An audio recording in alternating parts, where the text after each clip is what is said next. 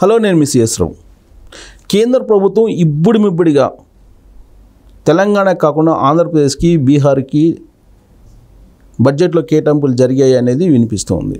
కానీ అది వాస్తవం కాదు అనేటువంటి అభిప్రాయం కూడా ఉంది. అసలు కేంద్ర బడ్జెట్లో ఆంధ్రప్రదేశ్కి ఇచ్చినటువంటి ప్రయారిటీ ఏంటి, అలాగే బడ్జెట్లో కేటాయింపులు జరిగేటువంటి రోజులే జగన్మోహన్ రెడ్డి ఢిల్లీ వెళ్ళారు.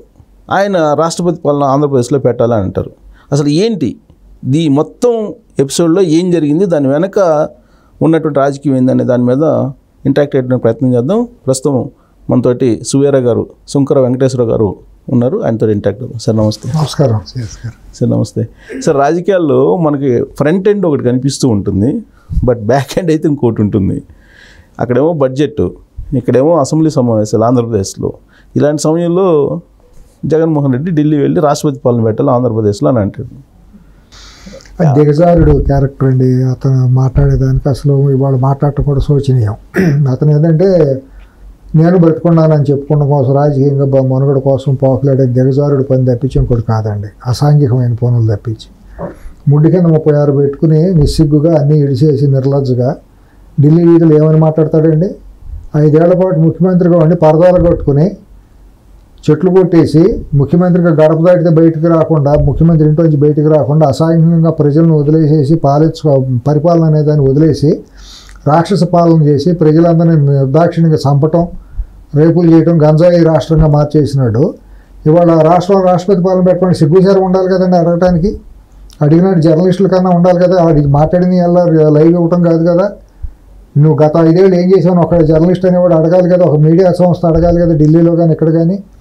నువ్వేమేమి డెవలప్మెంట్లు చేసావో, నీకు ఇవాళ జరిగిన నష్టం ఏముంది, రాష్ట్రపతి పాలన పెట్టాల్సినంత ఘోరమైన శాంతి భద్రతల సమస్య ఏమి తలెత్తిందనే మాట అడగాలి కదా. ఎవడెవడో దారిపోయేవాడాలు పనిమాలినాడాలో మాట్లాడింది అలా తీసుకొచ్చి లైవ్ చేసేసి నువ్వు వార్తలుగా ప్రసారం చేస్తే తప్పు కదండి. సమాజానికి తప్పు, దాని మీద చర్చించడం కూడా తప్పు. కానీ ఒకటేంటంటే సమయం, సందర్భం ఉంటుంది ప్రతి దానికి కూడా. ఆడేమో కేంద్ర బడ్జెట్ ప్రవేశపెడుతున్నారు, అలాంటి సమయంలో ఈ రాష్ట్రానికి ఏదైనా కావాలని చెప్పి అడగడానికి వెళ్ళాలి. వాళ్ళ అసాంఘిక పనులు మనకు తెలిసిపోతున్నాయండి. మొన్న కూడా నాస్కామ్ గురించి లోకేష్ వీళ్ళందరూ ఏదో పెట్టుబడులు పెడతాం కోసం రెండని వీళ్ళు పిలిపించినప్పుడు ఈ వైసీపీకి చెందినటువంటి కొంతమంది సానుభూతి పరులు కానివ్వండి, బ్యాక్ ఎండ్ ఉండే వాళ్ళందరూ కూడా నాస్కామ్ ట్యాగ్ చేస్తా, మీరు ఇన్వెస్ట్మెంట్లకు ఆంధ్రప్రదేశ్ రామాకండి అని చెబుతా చాలా ట్వీట్లు చేసి లెటర్లు రాశారు అనేది మనకి తెలుస్తుందండి. ఇటువంటి అసాంఘికమైన పనులు వీళ్ళందరూ చేసేది. రాష్ట్రాన్ని అభివృద్ధి చేయడం వాళ్ళకి ఇష్టం లేదు. ఆ వైసీపీ అనే వాళ్ళకి రాష్ట్రం అభివృద్ధి చెందడం కానివ్వండి, పేద ప్రజలు బాగుపడటం కానివ్వండి, నిరుద్యోగులకు ఉద్యోగం రానివ్వటం కానివ్వండి, మహిళలు ధైర్యంగా పగలు రోడ్డు మీదకి రావడం కూడా వాళ్ళకి ఇష్టం లేదండి. వాళ్ళు దొమ్మిదారులు, దోపిడీదారులు, అసాంఘిక శక్తులు. వాళ్ళు ఏ డబ్బు కోసం ఎంతకైనా గడ్డి తింటారు, ఎంతకైనా దిగజారుతారు. రాష్ట్రాన్ని వీలైనంతవరకు సర్వనాశనం చేశారు. ఇంకా పూర్తిగా సర్వనాశనం చేసేసి బుప్పిట్ట పెట్టుకుని ఒక రాయలసీమను ఎట్టయితే ఫ్యాక్షన్ జోన్ లాగా మార్చారో అట్లా 13 జిల్లాలని కూడా ఫ్యాక్షన్ జోన్ లాగా మార్చాలనేది వాళ్ళ కుతంత్రం. దాన్ని అడ్డం పెట్టుకుని కోస్ట్ ఎమ్మట వచ్చే దాంట్లో డ్రగ్స్ కేంద్రంగా మార్చాలనేది వాళ్ళ ప్రణాళిక. ఈ కుటుంబం ఏదైతే టాంజానియాలో, ఆఫ్రికాలో ఎన్ని సంవత్సరాలు గత 25-30 ఏళ్ళుగా అసాంఘికమైనటువంటి నేరపూరితమైనటువంటి వ్యాపారాలు చేశారో, చీప్ లెక్కర్ అమ్మటం, మైన్స్ దోచేసుకుంటాం, ఇక్కడ రాయలసీమలో ఏదైతే చేశారో ఇదే మాఫియాని ఇప్పుడు ఆఫ్రికాలో వీళ్ళు చేసుకుంటూ వచ్చారు. అదే మోడస్ ఆఫ్ ఆపరాండిని 1924 మధ్య ఇక్కడ ఇంప్లిమెంట్ చేశారు. మొత్తం డిస్టిలరీస్ అన్నింటినీ గుప్పెట్టే పెట్టేసుకుని చాలా దారుణమైన కెమికల్స్ ఉన్న రసాయనాలు ఉన్నటువంటి చీప్ లెక్కర్తో మద్యాన్ని తయారు చేసి దాన్ని ప్రభుత్వ దుకాణాల ద్వారా అమ్మించి వేల లక్షల కోట్ల రూపాయలు దోచేసుకున్నారు. ఇంకా అవన్నీ ప్రజలు గుర్తించారు. ప్రజలందరికీ తెలుసండి, మనోఫాలకాల మీద అందరికీ ఇంకా మర్చిపోవాలి ఆ చీకటి గుర్తులు. ఇంకా ఎవరికి ఇద్దావాల ఎంతైతే వీళ్ళు ఒకసారి అవకాశం ఇద్దామని ప్రజలు ఒక్క అవకాశం ఇచ్చారో వాళ్ళు పశ్చాత్తాపడి నీకు ఎంత త్వరగా ఈ దరిద్రాన్ని దింపేసుకోవాలరా భగవంతుడు అని నిరంతరం పూజ చేసుకుని అంత గొప్ప మెజారిటీతో ఏకగ్రీవంగా ఇచ్చారు. అంటే ఏదో 39-40 మంది ఏదో నోటికి ఉన్నారు కాబట్టి నాకు కూడా ఉందే ఇంకా అని చెప్పు నిస్సిగ్గుగా మాట్లాడుతున్నారు వాళ్ళు. అంటే ఉంటారు ప్రజల్లో ఎప్పుడూ కూడా సగం పైగానే ఉంటారు, అటు ఇటు రెండేపులా ఉంటారు.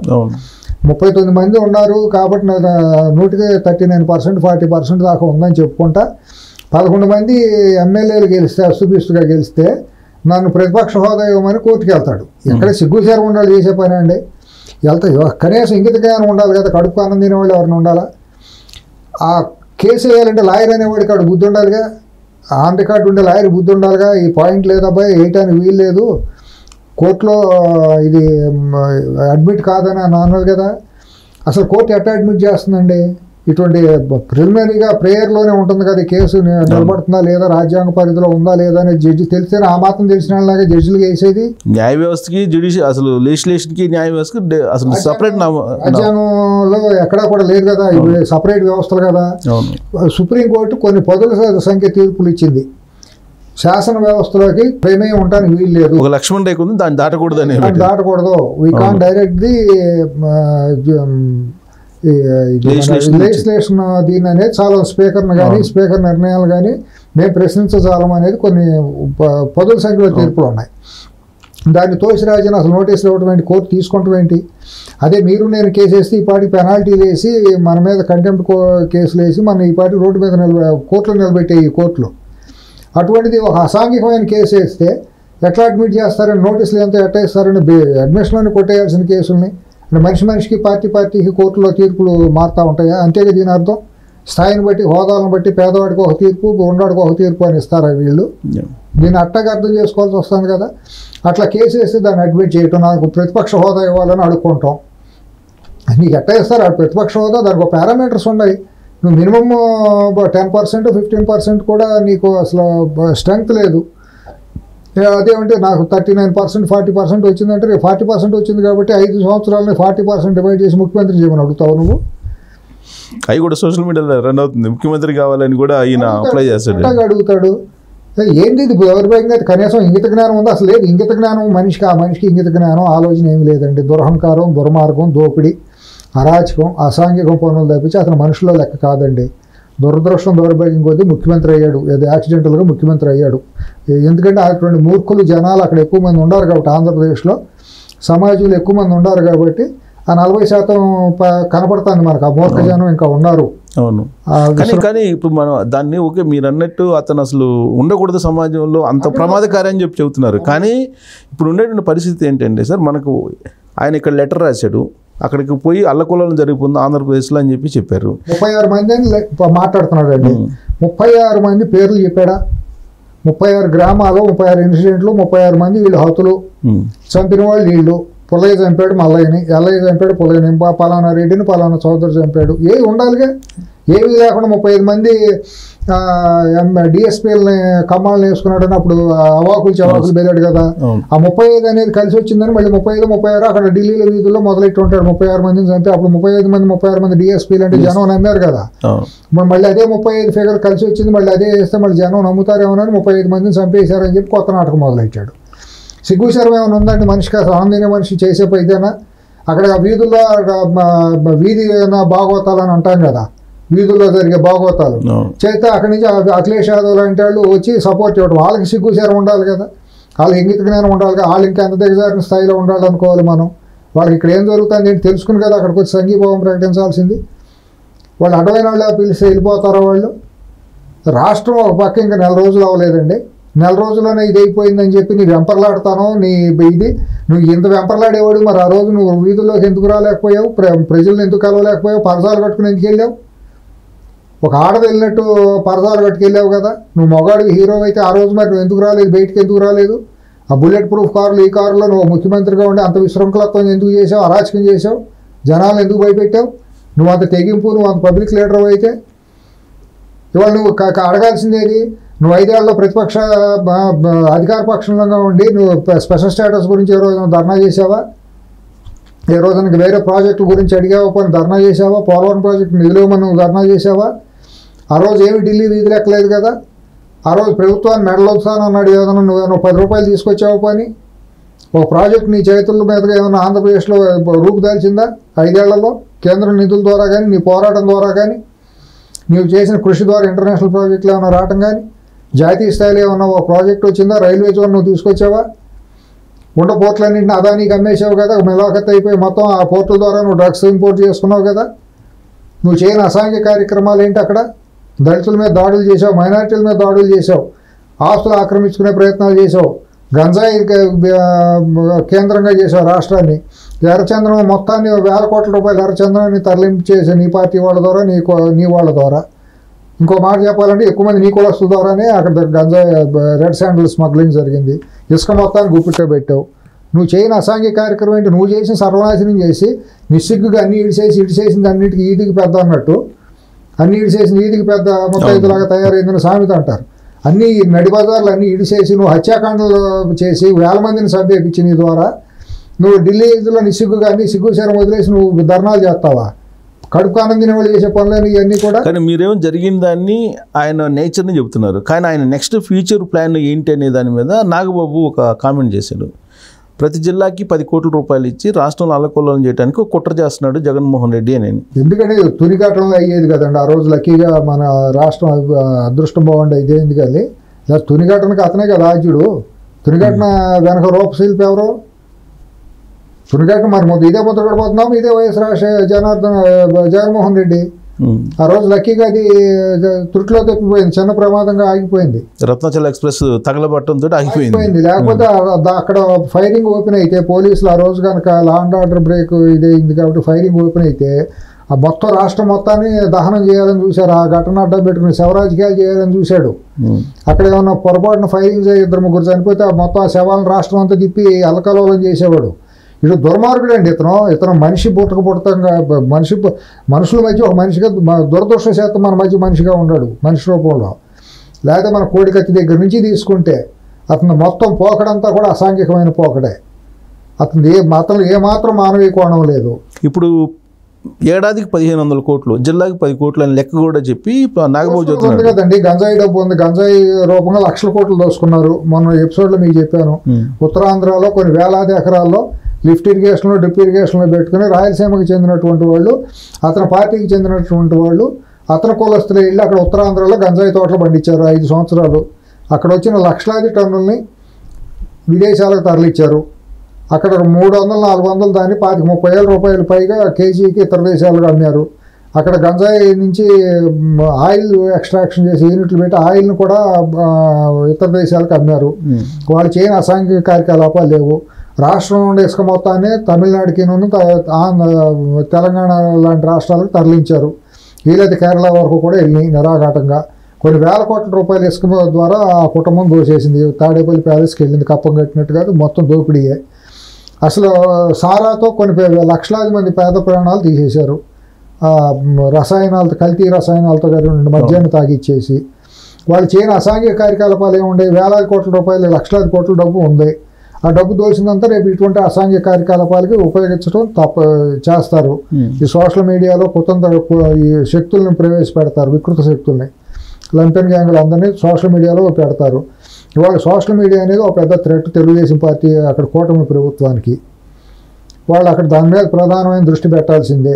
ఈ కృత్రిమమైన వార్తలను వండి వార్చే హ్యాండిల్స్ ఎక్కడెక్కడైతే ట్విట్టర్లోను, ఫేస్బుక్లోను, ఇటువంటి లేకపోతే యూట్యూబ్లో వచ్చే ఉంటాయో వాళ్ళ మీద నిర్దాక్షిణ్యంగా ప్రజాస్వామ్యం, సింగనాదం, చట్టాలు అనేది లేకుండా చట్టపరంగా నేను ఒక వార్త మాట్లాడాను లేకపోతే నేను రిలీజ్ చేశానంటే తప్పు వార్త కంప్లైంట్ వచ్చినప్పుడు నేను రుజువు చేయమని చెప్పాలి. రుజువు చేయాల్సిన జర్నలిజం సూత్రం ప్రకారం ఒక 5% అన్న ఆధారం ఉండాలి. మిగతాది ఇన్వెస్టిగేషన్ సంస్థలు తెలుస్తుంది ఉన్నాయో లేదు. అసలు నిరాధారంగా బేస్లెస్ తీసుకొచ్చేసి కృత్రిమైన వార్తలు వండి వార్చేసేయటం, అసలు ఏం జరగకుండానే వెళ్ళిపోయి దాన్ని ఇవాళ వేళల్లో సర్క్యులేషన్ చేయటం, అది 2 రోజులు అయ్యేటప్పటికి దాన్ని వికృత రూపం దాల్చడం, దాని పర్యవసానాలు ఇవన్నీ జరుగుతుంది. ఇది రాష్ట్రానికి అడ్డంకులండి. ఇప్పుడు ఆయన చేసిన కామెంట్ సార్ మనం యథాలాపంగా చేసిన కామెంట్ అనుకోవాలా, లేదంటే ఏడాది 1500 కోట్లు పెట్టి అల్లకొల్లను సృష్టించి మధ్యంతర ఎన్నికలు తీసుకురావాలనేది కుట్ర జగన్మోహన్ రెడ్డిది అంటారు? 100% కుట్ర. నాగబాబు గారు మా వ్యాఖ్యలో 100% రిలవెన్స్ ఉంది, సత్యం ఉంది. దాని వెనకాల ఆ ప్రమాదం పొంచి ఉంది. ఇది కూటమికి 164 మంది ఎమ్మెల్యేలు ఉన్నప్పటికీ మధ్యంతర ఎన్నికలు తీసుకురావడానికి చేస్తారండి. మీరు ఇక్కడ చెన్నారెడ్డి గారిని దింపడానికి 400 మందిని చంపలేదు ఆ రోజు. ఆ కుటుంబం చేయని దురాఘాతాలు ఏముందండి? ఎన్నైనా చేస్తారు బరిదేగిచ్చిన వాళ్ళు. కాబట్టి ఎట్టి పరిస్థితుల్లోనూ జాగరూకత ఉండాల్సిందే కూటమి ప్రభుత్వం. దీని వెనక బీజేపీ వాళ్ళ కొంతమంది హస్తం ఉంది. 100% ఉంది బీజేపీ వాళ్ళ హస్తం ఆ వికృత శక్తి వెనకాల. దాంట్లో ఎటువంటి సందేహం లేదు. బీజేపీని పూర్తిగా అంటలే నేను. బీజేపీలో కొందరు హస్తం అతనికి సపోర్ట్ ఉంది, మద్దతు ఉంది. రాష్ట్రం నుంచి మొదలైతే ఢిల్లీ వరకు కూడా అతనికి ఇంకా మద్దతు దొరుకుతుంది ఢిల్లీలో. అటువంటి వికృత శక్తులకి, సంఘ వ్యతిరేక శక్తులకి బీజేపీ ఏ రకంగా మద్దతు ఇస్తుందండి? పోనీ నీ మతమా? నీ హిందూ మతం అని పూజించే వ్యక్తి కాదు కదా. ఏ రకంగా నువ్వు అటువంటి శక్తులు వికృత శక్తులు నువ్వు పెంచి పోషిస్తావు? నీ పార్టీలో ఉండి కొంతమంది అటు మో చేతి నీళ్ళు తాగుతా అంటే వాళ్ళు ఎవరో నీకు తెలియదా? అటువంటి వ్యక్తులకి నువ్వు పదవులు ఎట్టేస్తున్నారు మీరు. కాబట్టి ఈ వికృత శక్తి, సంఘ వ్యతిరేక శక్తి ఇతను అంటే ఇది దీంట్లో వాళ్ళు కూడా భాగస్వామ్యం అవుతారు, ఢిల్లీ వాళ్ళు కూడా. సో ఇప్పుడు ఈ కామెంట్లు చూస్తుంటే కనుక ఒకవేళ అల్లకొల్లలో ఇట్లాంటివి జరిగితే కనుక ఒకప్పుడు మీకు గుర్తుందో లేదో శివాజీ హీరో ఆపరేషన్ గరుడ అని ఒకటి ఆయన చెప్పారు. దానికి ఏదో రిలేటెడ్గా ఇవన్నీ కనిపిస్తున్నట్టు మీకు లేదండి. వాళ్ళు ఎంతకైనా బరిదెగిచ్చిన వాళ్ళండి. ఒకసారి పదవి రుచి మారిగిన ఉండారండి. వీళ్ళు ఇంకా శాస్త్ర ప్రకారం వెళ్తామని చెబుతున్నారండి తెలుగుదేశం ప్రభుత్వం, కూటమి ప్రభుత్వం. శాస్త్ర ప్రకారం వెళ్తే అది కుక్క పిల్లలు అయినాయి అని చెప్పి ఒక ఊళ్ళో సామెతలు, ముతక సామెతలు చెప్పుకుంటారు. అట్లాగే ఇప్పుడు వీళ్ళు అదే శాస్త్ర ప్రకారం వెళ్తామని చేస్తామని అనడం పద్ధతి కాదండి. నిన్న చంద్రబాబు నాయుడు గారు కూడా అసెంబ్లీలో మేము కక్షాదింపు చర్యలు చేయము, మేము చాలా శాస్త్ర ప్రకారం వెళ్తాము, మేము అభివృద్ధి పథంలో ముందుకెళ్తాం, నిన్ను నమ్మేవాళ్ళు ఎవరు ఉండరు. ఆయన ఇంకా పొరపాటు పాత మోసదారులోనే వెళ్తున్నారు. అంటే నేనేమి అసాంఘికంగా వెళ్ళిపోయి కొట్లాడమని చట్ట వ్యతిరేక పనులు చేయమని నేను అంటే ఇప్పుడు అల్లకొల్లను సృష్టించడానికి ప్రయత్నం చేస్తున్నప్పుడన్నా ముందుగా అలర్ట్ నేను అనేది కావాల్సింది ఏంటంటే మీరు అవన్నీ చెప్పుకోవాల్సిన అవసరం లేదు. నేను శాస్త్ర ప్రకారం చేస్తాను, లేకపోతే నేను రాజ్యాంగం ప్రకారం చేస్తాను, కక్షాదింపు చేస్తాను అంటే కాదు. నువ్వు సంఘ వ్యతిరేక శక్తుల మీద దృఢమైన నిర్ణయం, కఠినమైన నిర్ణయం తీసుకుంటాం చట్ట వ్యతిరేకం ఎట్ట అవుతుంది? చట్టం ఎట్ట వ్యతిరేకం ఎట్ట అవుతుందండి? ఇప్పుడు నిన్న వాళ్ళు వెళ్ళిపోయి వినుకొండలో జరిగిన హత్యలని వీళ్ళు చేయించిన హత్యలాగా దుర్మార్గంగా ప్రచారం చేశారు, అలకలోలం చేయాలని చూశారు. నేను శాస్త్ర ప్రకారం చేస్తాను అన్నారు. మొన్న మాత్రంపల్లిలో ఫైళ్లు తగలబెట్టారు. మీకు ఇంకోటి పీలేరుది తుపాకీ తీసుకొని పోయి తెలుగుదేశం కాల్చాలని చూసి ఇది చేశారు. ఇంకా నువ్వు ఏం తీసుకున్నావు? మదనపల్లి దాని మీద నువ్వు తీసుకున్న స్టెప్లు ఏంటి? ప్రభుత్వంగా మీరు ఎందుకు మాట్లాడలేదు ఇంతవరకు? అసెంబ్లీలో ఎందుకు మాట్లాడవు? బయటకు వచ్చి మీరు తీసుకున్న స్టెప్ ఏంటి? హోమ్ మినిస్టర్ తీసుకున్న స్టెప్ ఏంటి? డీజీ అక్కడికి వెళ్ళిన తర్వాత ఇవాళ జరుగుతున్నది ఏం జరుగుతుందో చెప్పాల్సిన అవసరం లేదా? దాని వెనక దోషులు ఎవరు ఉండవు ప్రజలకు తెలియద్దా? అది ఎందుకు ఈ గూడు పుటానీలు ఆలోచించని ప్రజలు అనుమానం రాదా? అక్కడ ఎవరు ముద్దాయిలు ఎవరు? అసలు కుట్రదారులు ఎవరు? ఆ ఫైల్ దహనం వెనక దానికి నేను డిస్క్వాలిఫై అవ్వడానికి హైకోర్టులో వేసిన కేసుకి సంబంధం ఉందని బయటకు వస్తున్నాయి వార్తలు. మరి ఇంత దారుణం జరుగుతుంది ప్రభుత్వం మరి బాధ్యత ఉండట లేనట? నేను శాస్త్ర ప్రకారం చేస్తాను, నేను కక్షాదింపు చేయను అని అంటే చదరంతనం అవుతుంది. ఇప్పుడు అక్కడికి ప్రత్యేక హెలికాప్టర్లో డీజీపీ నన్ను తర్వాత చీఫ్ సెక్రటరీ స్పెషల్ సెక్రటరీని పంపించినట్టున్నారు. ఒక కానిస్టేబుల్ సస్పెండ్ చేశారు, ఒక ఎస్ఐనేమో విఆర్లకు పంపించారు. అది డీజీ గారు చెప్పారు కదా, ఇది యాక్సిడెంట్ కాదు, ఇది కుట్ర ఉందని చెప్పారు కదా. కుట్ర ఉందని చెప్పిన పోలీసులను సస్పెండ్ చేయటం ఏంటి? కుట్రదారులు ఎవరో తెలియాలి కదా. అవును, పోలీసు ఎస్ఐను కానిస్టేబుల్ కాదు కదా, వాళ్ళకి వచ్చే లాభం ఏమి లేదు కదా. ఆఫీస్ తగలబెడతాం వలన, ఫైల్ తగలబెడతాం వలన ఒకవేళ వాళ్ళు తగలబెట్టారంటే వాళ్ళ వెనక ఎవరు కాన్స్పిరేటర్లు ఉండాలి కదా. అసలు ఈ కుట్రకోణం అనేది బయటికి తీసుకురాకుండా నేను ఇదే రకంగా నేను శాంతి వచ్చిన వాళ్ళు మాట్లాడతాను, 5 అసెంబ్లీలో కూర్చొని పవర్ పాయింట్ ప్రజెంటేషన్ వేసేసి దేశంలో మహాత్మా గాంధీ, నెల్సన్ మండేలా తర్వాత నా ఫోటో పెట్టుకునేటట్టు నేను మాట్లాడతానంటే కుదరదండి.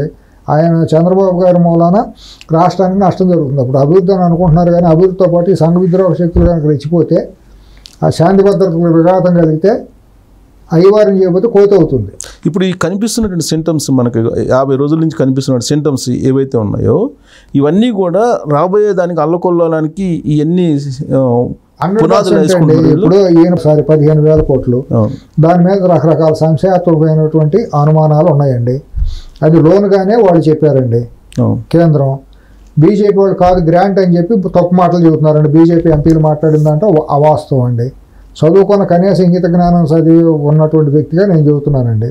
నేను చూశాను దాంట్లో టెర్మినాలజీ ఎట్టా ఉందనేది. సరే, అప్పు అయినా గ్రాంట్ అయినా ఏదో ఒక రకంగా ట్రాక్ ఎక్కుతుంది. అమరావతి అనేది పరుగులు పెడుతుంది, నిర్మాణం పరుగులు పెడుతుంది. సరే, అయింది అది అయిపోయింది. 15,000 కోట్లు అప్పుగా తీసుకున్నా సరే వాళ్ళు ఇచ్చిన ఆ రూపాయి కూడా విలువ కలదే. దాన్ని త్వరగా కనుక త్వరితగతిన కనుక అక్కడ ప్రభుత్వ రంగ సంస్థలు అన్నీ వచ్చి వాటి కార్యకలాపాలు మొదలెట్టి నిర్మాణాలు పూర్తయి అమరావతి ఒక రూపం జరిగితే అప్పు తర్వాత తీసుకుంటాం. అప్పు చొప్పు సామాను ఏదో అయింది అయిపోయింది అనుకుంటాం. అలాగే పోలవరానికి ఆర్ఆర్ ప్యాకేజీ కూడా త్వరగా వచ్చేసి అదంతా కనుక ఇదే రీహాబిలిటేషన్ జరిగిపోయి కనుక అక్కడ ఇది జరిగితే అది ఒక పెద్ద మేజర్ ఇది అయిపోతుంది. ఇవన్నీ అయిపోతే ఇండస్ట్రీస్ వస్తాయి. ఎప్పుడు వస్తాయి? ఈ అరాచక శక్తులకు స్థానం లేదు, వీళ్ళని గట్టిగా తొక్కిన ఆరలాగుతున్నాం అని అన్నప్పుడు మాత్రమే నీ రాష్ట్రంలో పెట్టుబడులు వస్తాయి. ఒకవైపు ట్రాక్ పడుతున్న సమయంలో ఈయన అల్లకొలను సృష్టించడానికి ప్రయత్నిస్తున్నాడు అని కదా. అంటే నేను ఢిల్లీ వెళ్ళినప్పుడే ఇది జరిగింది కదా. నేను ఢిల్లీ వెళ్ళటం అక్కడ అరాచకంలో భాగమే కదా.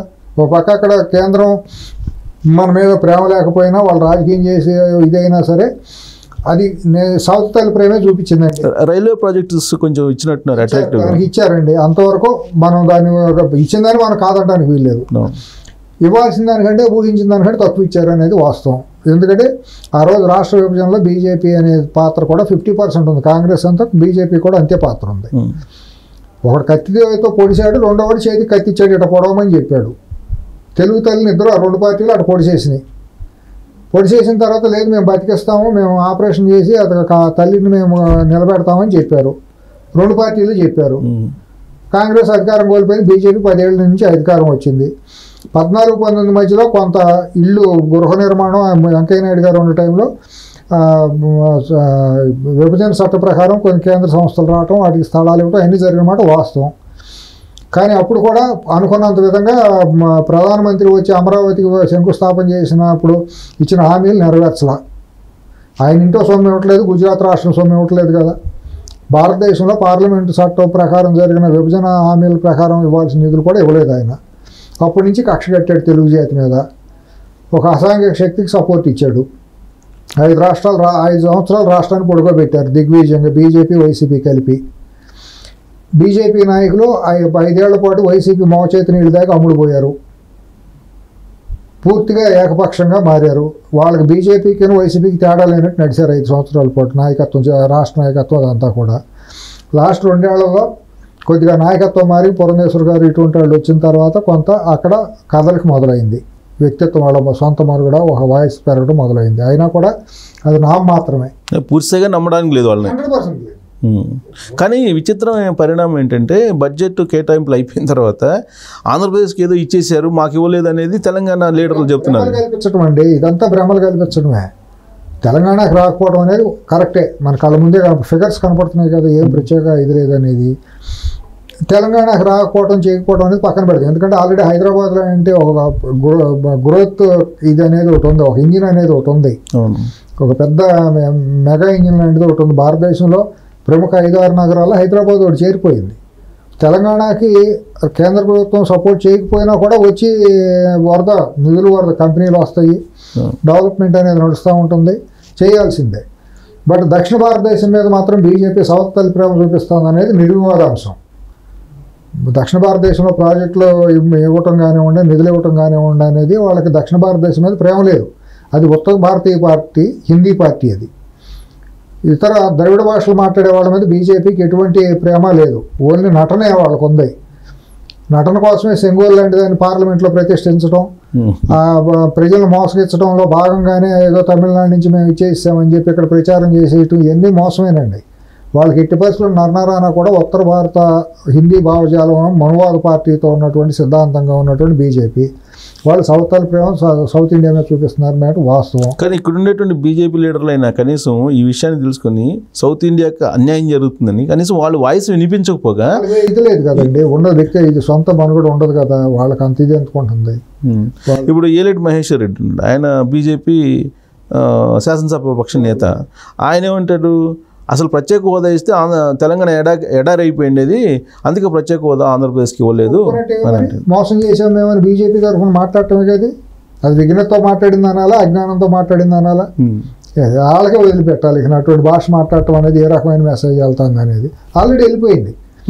నిన్న అసెంబ్లీలో మాట్లాడింది, ఇవాళ మీడియాలో వచ్చేసింది. అయినా కూడా ఆంధ్ర వాళ్ళకి ఇంకా లేదు. ఇప్పుడు విచిత్రం ఏంటంటే ఇక్కడ వచ్చింది 15,000 కోట్లు రాలేదని చెప్పడానికి అడకత్తిలో పోక చెక్కలాగా వాళ్ళు తెలుగుదేశం కూటమి ప్రభుత్వం తయారైపోయింది. మాకు ఇవ్వలేదంటే ఒక బాధ, ఇచ్చారంటే ఒక బాధ. ఇచ్చారని కృతజ్ఞతలు చెప్తున్నారు కదా, తీర్మానం కూడా చేశారు కదా, తీర్మానం చేసి ఎందుకంటే మరి ఇవ్వలేదంటే మరి అవతలాలతో ఇదవుతుంది కదా, మొగుడు కొట్టినందుకు గడితో కూడా నవ్వినందుకు అన్నట్టు ఇవాళ ఆ పరిస్థితి అయిపోయింది. రావాల్సినవి ఇంకా ఎంతో ఊహించుకోవాలి. సరే ఇంకా 5 ఏళ్ళు ఉంది కాబట్టి ఇవాళ కొత్త సంవత్సరం కాబట్టి మనగోళ్ళలో ఇంత నెలే కదా అక్కడ కేంద్రంలో వచ్చింది. ఇవాళ తొలిగా పారాయణ కూడా ఆరినట్టే వాళ్ళ లెక్క. ఇంకా భవిష్యత్తు చాలా ఉంది. రేపు శోభనము పిల్లలు కంటం ఇవన్నీ ఉంటాయి కదా భవిష్యత్తులో. ఇప్పుడు ఇంకా ఉన్నే 3 అయింది కార్యక్రమం అయింది, అత్తగారింటికి కోడలు వెళ్ళినట్టే అనుకోవాలి. ఇష్టం లేకపోయినా మనం ఇష్టం ఉన్నట్టుగా నటించాలంటే నటిస్తుంది మరి. అంతా ఎందుకు తర్వాత లోపలికి వెళ్ళి బాధపడటం తప్పించి ఇంకేం లేదు. ఇష్టం లేని బలవంత పెళ్ళి ఇది. సరే ఇది ఎంతవరకు వెళ్తుంది అనేది భవిష్యత్తు చూడాలి. సరే కొంతవరకు ఏంటంటే 15,000 కోట్లు ఆ ఇచ్చిన హామీలు కనుక నిజంగా జరిగితే అమరావతి కనుక ఒక రూపం వచ్చేస్తే రాజధాని లేదు అనే ఒక లోటు తీరిపోతుంది ఆంధ్రప్రదేశ్కి. రైల్వే లైన్ కూడా కనెక్టివిటీ వచ్చేసింది అనుకోండి. ఈ సంవత్సరం క్యారిడార్ కూడా ఒకటి ఇచ్చారులేండి, చెన్నై వైజాగ్ క్యారిడార్ ఒకటి ఇచ్చారు. నెక్స్ట్ ఇయర్కి ఇంకోటి అట్లా ఫేజ్ వైజ్గా ఇస్తారు. ఓవర్ నైట్ ఏ ప్రభుత్వం కూడా ఇవ్వలేదు. మనం అంతా దాన్ని విమర్శించడం కూడా సభ్యత కాదు. నాకు కూడా అంటే ఇక్కడ ప్రతిదీ కూడా పొలిటికల్ రిలేటెడ్ ఇష్యూ కింద కన్వర్ట్ చేస్తున్నారు. ఇప్పుడు బీహార్కి ఏదో ఇచ్చేశారు అద్భుతంగా, ఇక్కడ ఆంధ్రప్రదేశ్కి తక్కువ ఇచ్చారు అనేది ఒకటి ప్రచారం జరిగింది. ఇప్పుడు ఏదైనా అంకెలు మాట్లాడతాయి సిఎస్ గారు, మనం ఎన్ని మాట్లాడినా కూడా figures will speak the truth. ఆ ఫిగర్స్ అంతా కూడా రేపు బడ్జెట్ మొత్తం వచ్చిన తర్వాత అంత విశ్లేషించుకుని ఆర్థిక శాస్త్రవేత్తలు విశ్లేషకులు ఉంటారు కదండి, వాళ్ళు రేపు పొద్దున్న రావడానికి 1 వీక్ పడుతుంది. తెల్లారిపాటికి ఏమైనా బండిలు అంతా చదవటానికి కాదు. ఎకనమిస్టులు రేపు పొద్దున్న చెబుతారు ఏమేంటి అనేది. ఇంత 2 డేస్లోనే మనం ఇంకా తొందరపడి మాట్లాడటం నా వ్యక్తిగతంగా అయితే నేను మాట్లాడితే అజ్ఞానంతో మాట్లాడినట్టు అవుతుంది. నేను మొత్తం మీద ఎంతకంత అయితే బడ్జెట్లో కొంచెం అట్రాక్టివ్గా కనిపించింది ఆంధ్రప్రదేశ్ కోణం నుంచి చూస్తే. ఆంధ్రప్రదేశ్ కొంతవరకు పర్వాలేదు, బ్రీతింగ్ ఇచ్చారు, కొంతవరకు పర్వాలేదని అనిపిస్తుంది. ఇగ్నోర్ చేయలేదు. 5 ఏళ్ళ పాటు అసలు పాటు అడిగినాడే లేడుగా. 1924 మధ్య ఒక రాష్ట్రం ఉంది, మాకు ఇది కావాలని అడిగినాడు లేడుగా. ఎంతసేపు అప్పులు తీసుకురావడం, దాంట్లో సగం పేదవాళ్ళకి పంచానడం, సగం వీళ్ళు నొక్కేయటం. ఇప్పుడు మీరు రేపు పొద్దున తెలుగుదేశం కూటమి ప్రభుత్వం చూడాల్సింది దొంగ పథకాలు దొంగ అకౌంట్లు ఎన్ని ఉన్నాయో తేల్చాలి. వికలాంగుల పేరుతో కొన్ని లక్షల అకౌంట్లు ఉన్నాయి, ఎవరు తిన్నారు? రైతులకి ముసలాళ్ళకి ఇచ్చిన పెన్షన్ల పేరుతో కొన్ని లక్షల అకౌంట్లు ఉన్నాయి, వితంతుల పేరుతో ఇచ్చింది కొన్ని లక్షల అకౌంట్లు ఉన్నాయి. ఇవన్నీ ఎవరు తిన్నారు? బెనిఫిషరీస్ ఎవరో, సైఫనింగ్ ఎక్కడైందని తేల్చాలి. ఇప్పుడు అది దుర్వినియోగం కదా. లక్షల కోట్ల రూపాయలు అప్పు తీసుకొచ్చి కేంద్రం నుంచి వాళ్ళు బుద్ధి లేకుండా ఇచ్చారు. కేంద్రం వాళ్ళు కూడా అడగగానే అప్పులు ఎట్ట ఇస్తారండి? ఈ డబ్బుకి ఎక్కడ చేసావు, నీకు ఏం ఖర్చు పెట్టావు అని అడగాలి కదండి. ఇప్పుడు చెప్తున్నారు కేంద్రం కూడా మాకు అకౌంటబిలిటీ లేదు, ఇంకా మాకు అప్పచెప్పలేదు రాష్ట్ర ప్రభుత్వం. మామూలుగా గ్రామీణ స్థాయిలో రైతులు మాట్లాడుకుంటారు కదండి, వాళ్ళ స్థాయిలో నేను నిజంగా మాట్లాడితే, ఎందుకంటే ప్రజలు ఎక్కువ మంది ఏం బీహార్ అని అంటారు వాళ్ళు. మనం మాట్లాడకూడదు కానీ స్టూడియోలో టీవీలో కూర్చుని అది ఈ మాట కానీ గ్రామాల్లోకి పట్టణాల్లోకి వెళ్ళి అంటున్నారంటే 5 ఏళ్ళు ఏం బీహార్ అంట చూస్తా అంటారు. ఇంకొక భాషలో చెప్పాలంటే కేసీఆర్ గారి భాషలో గాడిద పూలు అంటారు, లేదా అంతకంటే ఇంకొక గట్టి భాష అంటే ఏం బీహార్ అంటే అది వాళ్ళకే సిగ్గుచేటు. సో ఇప్పుడు నిర్మలా సీతారామన్ ఆవిడ కూడా మాకు ఇంకా పూర్తి వాళ్ళు ఎక్కడెక్కడ ఎంత ఖర్చు పెట్టారు అనేది ఇంకా రాలేదని అంటారు. ఫైనాన్స్ మినిస్టర్ ఏం చేసాం, మా దత్తుడు మా మోడీ గారికి దత్తపుత్రుడు మా అని చెప్పి ఆవిడే కదా హిందూపురంలో ప్రకటించింది. జగన్ మా మోడీ గారికి దత్తపుత్రుడు అని చెప్పి ఆవిడే కదా, ఆవిడ నోటితోనే కదా అన్నారు ఆవిడ. మరి ఆవిడ ఫైనాన్స్ మినిస్టర్గా ఉన్నప్పుడు అంత ఔదార్యం ఎందుకు? లెక్కలు చెప్పిన వాళ్ళకి బలాదూరుగా ఖర్చు పెట్టేవాడికి ఇంకా డబ్బులు ఎందుకు ఇచ్చారు మీరు? అసలు పాత లెక్కలు చెప్పకపోతే, మేము ఇచ్చిన పాత డబ్బుకి లెక్కలు చెప్పకపోతే కొత్తది ఇవ్వము అంటే వాళ్ళు చెప్పేవాళ్ళేగా. అంత ఉదాహరణగా అంటే సర్వనాశనం చేయటం, జాతిని సర్వనాశనం చేయటంలో బీజేపీ ప్రధాన పాత్ర పోషించింది. ఒక రాష్ట్రం సర్వనాశనం అవడానికి ఒక అసమర్థుడు ఒక ముఖ్యమంత్రిగా పెట్టి, ఒక అసమర్థుడిని అసాంఘిక శక్తిని ముఖ్యమంత్రిగా పెంచి పోషించి వాడు అడిగిన దానివల్ల నువ్వు ఇచ్చుకుంటా వచ్చేసేస్తే జాతి నాశనం అయినట్టేగా. కానీ ఇంకా అది కంటిన్యూ చేస్తున్నట్టు అనిపించట్లేదు మీకు? ఎందుకంటే జంతర్ మంతర్లో ధర్నా చేస్తానికి పర్మిషన్ ఆయనకి ఇచ్చారు. అవును. తర్వాత వీళ్ళు దళితులు వెళ్ళి మదన మోహన్ వాళ్ళు వెళ్తే మీకు లేదని చెప్పారు. అసలు ఏ బేసిస్ మీద మీరు ఢిల్లీలో పర్మిషన్ ఇచ్చారు? కేంద్ర ఆధీనంలో ఉంది కదా, ఢిల్లీ అనేది కేంద్ర ఆధీనం కదా, మీకు తెలియకుండా పర్మిషన్ రాదు కదా. అతనికి వేసింది 4 సీట్లు, అసెంబ్లీకి రాలా, రాష్ట్రంలో లేడు, 4 రోజుల నుంచి రాష్ట్రంలో లేడు. ఆయన చెప్పింది నిజం అంటే నీకు సెంట్రల్ ఇంటెలిజెన్స్ ఉంది, ఇక్కడ చచ్చిపోయిన వాళ్ళు ఎవరు, చంపిన వాళ్ళు ఎవరు, సంపడ్డారు ఎవరు అంతా నీకు తెలుసు. ఒకవేళ రాష్ట్ర ఇంటెలిజెన్స్ నిన్ను మోసం చేసింది అని అంటే నీ పార్టీ ఉంది, నీ ఎంపీలు ఉన్నారు, 4 గెలిచిన ఎంపీలు ఉన్నారు, వాళ్ళు చెబుతారు ఏం జరుగుతుంది ఏంటనేది. సొంత చెల్లెలు చెప్పింది. ఇప్పుడు వినుకొండలో జరిగిన సంఘటనల్ని సొంత చెల్లె ఖండించింది కదా. ఇది జరిగిన అక్రమం వితిన్ ది పార్టీలో వైసీపీ వాళ్ళే చంపుకున్నారని చెప్పారు కదా. ఇంకా నిస్సిగ్గుగా దాని మీద బజార్కి మాట్లాడే ప్రయత్నం చేశారు కదా. ఒక పక్క ఈవీఎంలు పగలగొట్టడం, ఈవీఎం టీవీ మన సీసీటీవీలో రికార్డ్ అయింది కదా, ఎలక్షన్ కమిషన్ పెట్టిన సీసీటీవీలో రికార్డ్ అయింది కదా, అది నేను మా వాళ్ళు కొడితే తప్పు ఏంటి అన్నాడు, అతనే నేను పగలగొట్టలేదని అబద్ధం మాట్లాడాను. ఒక అసాంఘికమైన కార్యకలాపం రాజ్యాంగ వ్యతిరేకమైన కార్యకలాపం కదా, ఎన్నికల నిబంధనలు అడ్డుకుంటాం, ఎన్నికల మిషన్లు ఈవీఎంలు పగలగొట్టడం అనేది మరి రాజ్యాంగానికి విరుద్ధమే కదా, చట్ట విరుద్ధమే కాదు, రాజ్యాంగానికి కూడా విరుద్ధం. స్వతంత్ర ప్రతిపత్తి కలిగినటువంటి రాజ్యాంగ సంస్థ ఎన్నికల కమిషన్, వాళ్ళు నిర్వహించే ఎన్నికలు ఈవీఎంలు పగలగొట్టాడు. ఆ అసాంఘిక కార్యక్రమాన్ని ఈ అసాంఘిక శక్తి ప్రోత్సహిస్తాడు. మా కొడితే తప్పు ఏముందంటాడు, ఇది రకరకాలుగా మాట్లాడు. అక్కడ ఓట్లు వేయించుకోవడానికి అవకాశం లేదు, అందుకని లేదు మా వాడికి లేక కొట్టామని చెప్పి ఇది మాట్లాడు. వీటన్నిటినీ పడితే అతని బుద్ధులన్నీ కూడా ఎప్పుడో బయటపడినాయి. అతను బజారుతనం, అతను లేఖితనం, అతని చిల్లరతనం ఇప్పుడు బయటకు వస్తుంది. అలాగే బాబాయిని చంపిందంటే అతని వ్యక్తిత్వం ఏంటో, అతని క్యారెక్టర్ ఏంటో వివేకానంద రెడ్డి గారి హత్యలో తెలిసిపోయింది. డాక్టర్ సునీత గారు, షర్మిల గారు రోడ్డు ఎక్కి ఆ రోజు మొత్తం చెప్పాల్సింది చెప్పారు. కన్న తల్లి కూడా కొడుకుని సపోర్ట్ చేయాల ఈ విషయంలో. ఇటువంటి సంఘ వ్యతిరేక శక్తి తప్పనిసరి పరిస్థితుల్లో అతను అక్రమంగా సంపాదించిన లక్షల కోట్ల ధర్మాదంతో చంద్రబాబు నాయుడు గారు రాజకీయంలో ఉండకూడదనే చాలా శక్తులు పనిచేస్తున్నాయి. ఇటు తెలంగాణలో కొన్ని శక్తులు పనిచేస్తున్నాయి, కేంద్రంలో ఉన్న బీజేపీలో కొన్ని శక్తులు బహిరంగ మాట్లాడదు. బీజేపీ ఇక్కడ బీఆర్ఎస్, అక్కడ వైసీపీ, మూడు తప్పకుండా చంద్రబాబు నాయుడు గారికి వ్యతిరేకంగా పనిచేసే శక్తులే. చంద్రబాబు నాయుడు గారు అనే ఒక వటవృక్షాన్ని కనుక అక్కడ మనం డిస్టేబుల్ చేసేస్తే రాజకీయంగా మాకు ఇంకా గేట్వే, సౌత్ ఇండియాలో గేట్వే మాకు ఇంకా ఓపెన్ అయిపోతుంది అనేది వాళ్ళ ప్లాన్ ఆఫ్ యాక్షన్లో భాగంగా నేను అంచనా వేస్తున్నా. బీజేపీ వాళ్ళు plan of action South India గేట్వేలో వీటిని దెబ్బ కొట్టేసుకుంటే చంద్రబాబు నాయుడు అనే ఒక వటవృక్షం మాకు అడ్డంగా ఉన్నాడు అన్ని రకాలుగా. అతను నమ్మటానికి లేదు, బీజేపీ నమ్మటానికి లేదు. ఇవాళ కూడా చంద్రబాబు నాయుడు గారు తెలుగుదేశం మీద, నితీష్ కుమార్ గారి మీద ఆధారపడినా కూడా ఆ సహజమైన బుద్ధులు ఉన్నాయి. మోడీ, అమిత్ షాలకు సహజమైన బుద్ధులు, కుట్రలో కుతంత్రాలు అనేది వాళ్ళు మనం తక్కువ అంచనా వేయడానికి లేదు. వాళ్ళు అసాంఘిక శక్తులకే సపోర్ట్ చేస్తారు, అసాంఘిక శక్తులనే వాళ్ళు కాపాడతారు. అది మనం అదానీ దగ్గర నుంచి తీసుకుంటూ వస్తే వాళ్ళ 10 ఏళ్లలో కూడా వాళ్ళు ఎక్కడా ప్రజాస్వామ్య శక్తులని కాపాడటం, ప్రజాస్వామ్య శక్తులని సపోర్ట్ చేయటం, మానవీయ కోణంతో ఉండటం ఎక్కడా లేదు. వాళ్ళు పూర్తిగా ఒక దురహంకారంతో, అజ్ఞానంతో రాక్షసంగా వెళ్తున్నారు. అటువంటి శక్తులను వాళ్ళు కాపాడుతున్నారు. వాళ్ళు వ్యూహం ఇప్పుడు చంద్రబాబు నాయుడు లేకపోతే కనుక ఇప్పుడు ఎన్డీఏ కూటమే ఉండదు కదా. ఇప్పుడు ఎక్కడ పోతాడు? ఆయన అవసరం కోసం మాతో ఉంటాడు. ఆయన అవసరం అయింది, మా అవసరం మాది. అది దీనికి తెలుసు. పూర్తిగా నా మీద ఆధారపడలేదు, మన మూలాన నిలబడింది. పూర్తిగా నేనే మొయట్లేదు. అది ఈయనకే ఒక అవగాహన ఉంది ఈయనకి. వాళ్ళు ఏంటంటే ఎంత తొందరగా తొలగించుకోవాలా చంద్రబాబు నాయుడిని, మనంతటా మనం మళ్ళీ రావాలని ఆలోచనలు ఉన్నారు. కానీ అది కనుసూపు మేరలో బీజేపీకి జరగదు. బీజేపీ తన కుర్చీ కింద తన కాళ్ళు నీళ్ళు వచ్చేసింది. ఎన్ని రోజులు బీజేపీ కేంద్రంలో ఈ మోడీ ప్రభుత్వం కొనసాగుతుంది అనేది మ్యాటర్ ఆఫ్ టైం. అది కూడా ఒక చాలా బలహీనంగానే ఉంది. విత్ ఇన్ ది పార్టీలో, విత్ ఇన్ ది ఆర్ఎస్ఎస్ ఆర్గనైజేషన్లో కూడా లోకలోకలు గందరగోళాలు, వ్యతిరేకతలు ఉన్నాయి. కాబట్టి వాళ్ళు అంత సేఫ్గా లేరు. లేకపోతే ఈ పార్టీకి మొదలెట్టారు. అయినా కూడా వాళ్ళ సహజ లక్షణం ఉంది కాబట్టి జగన్ లాంటి వికృతమైన అసాంఘిక ప్రజాస్వామ్య వ్యతిరేక శక్తులను వాళ్ళు ఇండైరెక్ట్గా ప్రోత్సహిస్తారు. కానీ ఢిల్లీ వేదికగా చూసుకుంటే శివసేన కానీ, తర్వాత ఈ అన్నాడీఎంకే, డిఎంకే, అంటే బీజేపీ వ్యతిరేక పార్టీలన్నిటి కూడా చంద్రబాబు నిన్న జగన్ దగ్గరికి అనిపించాయి.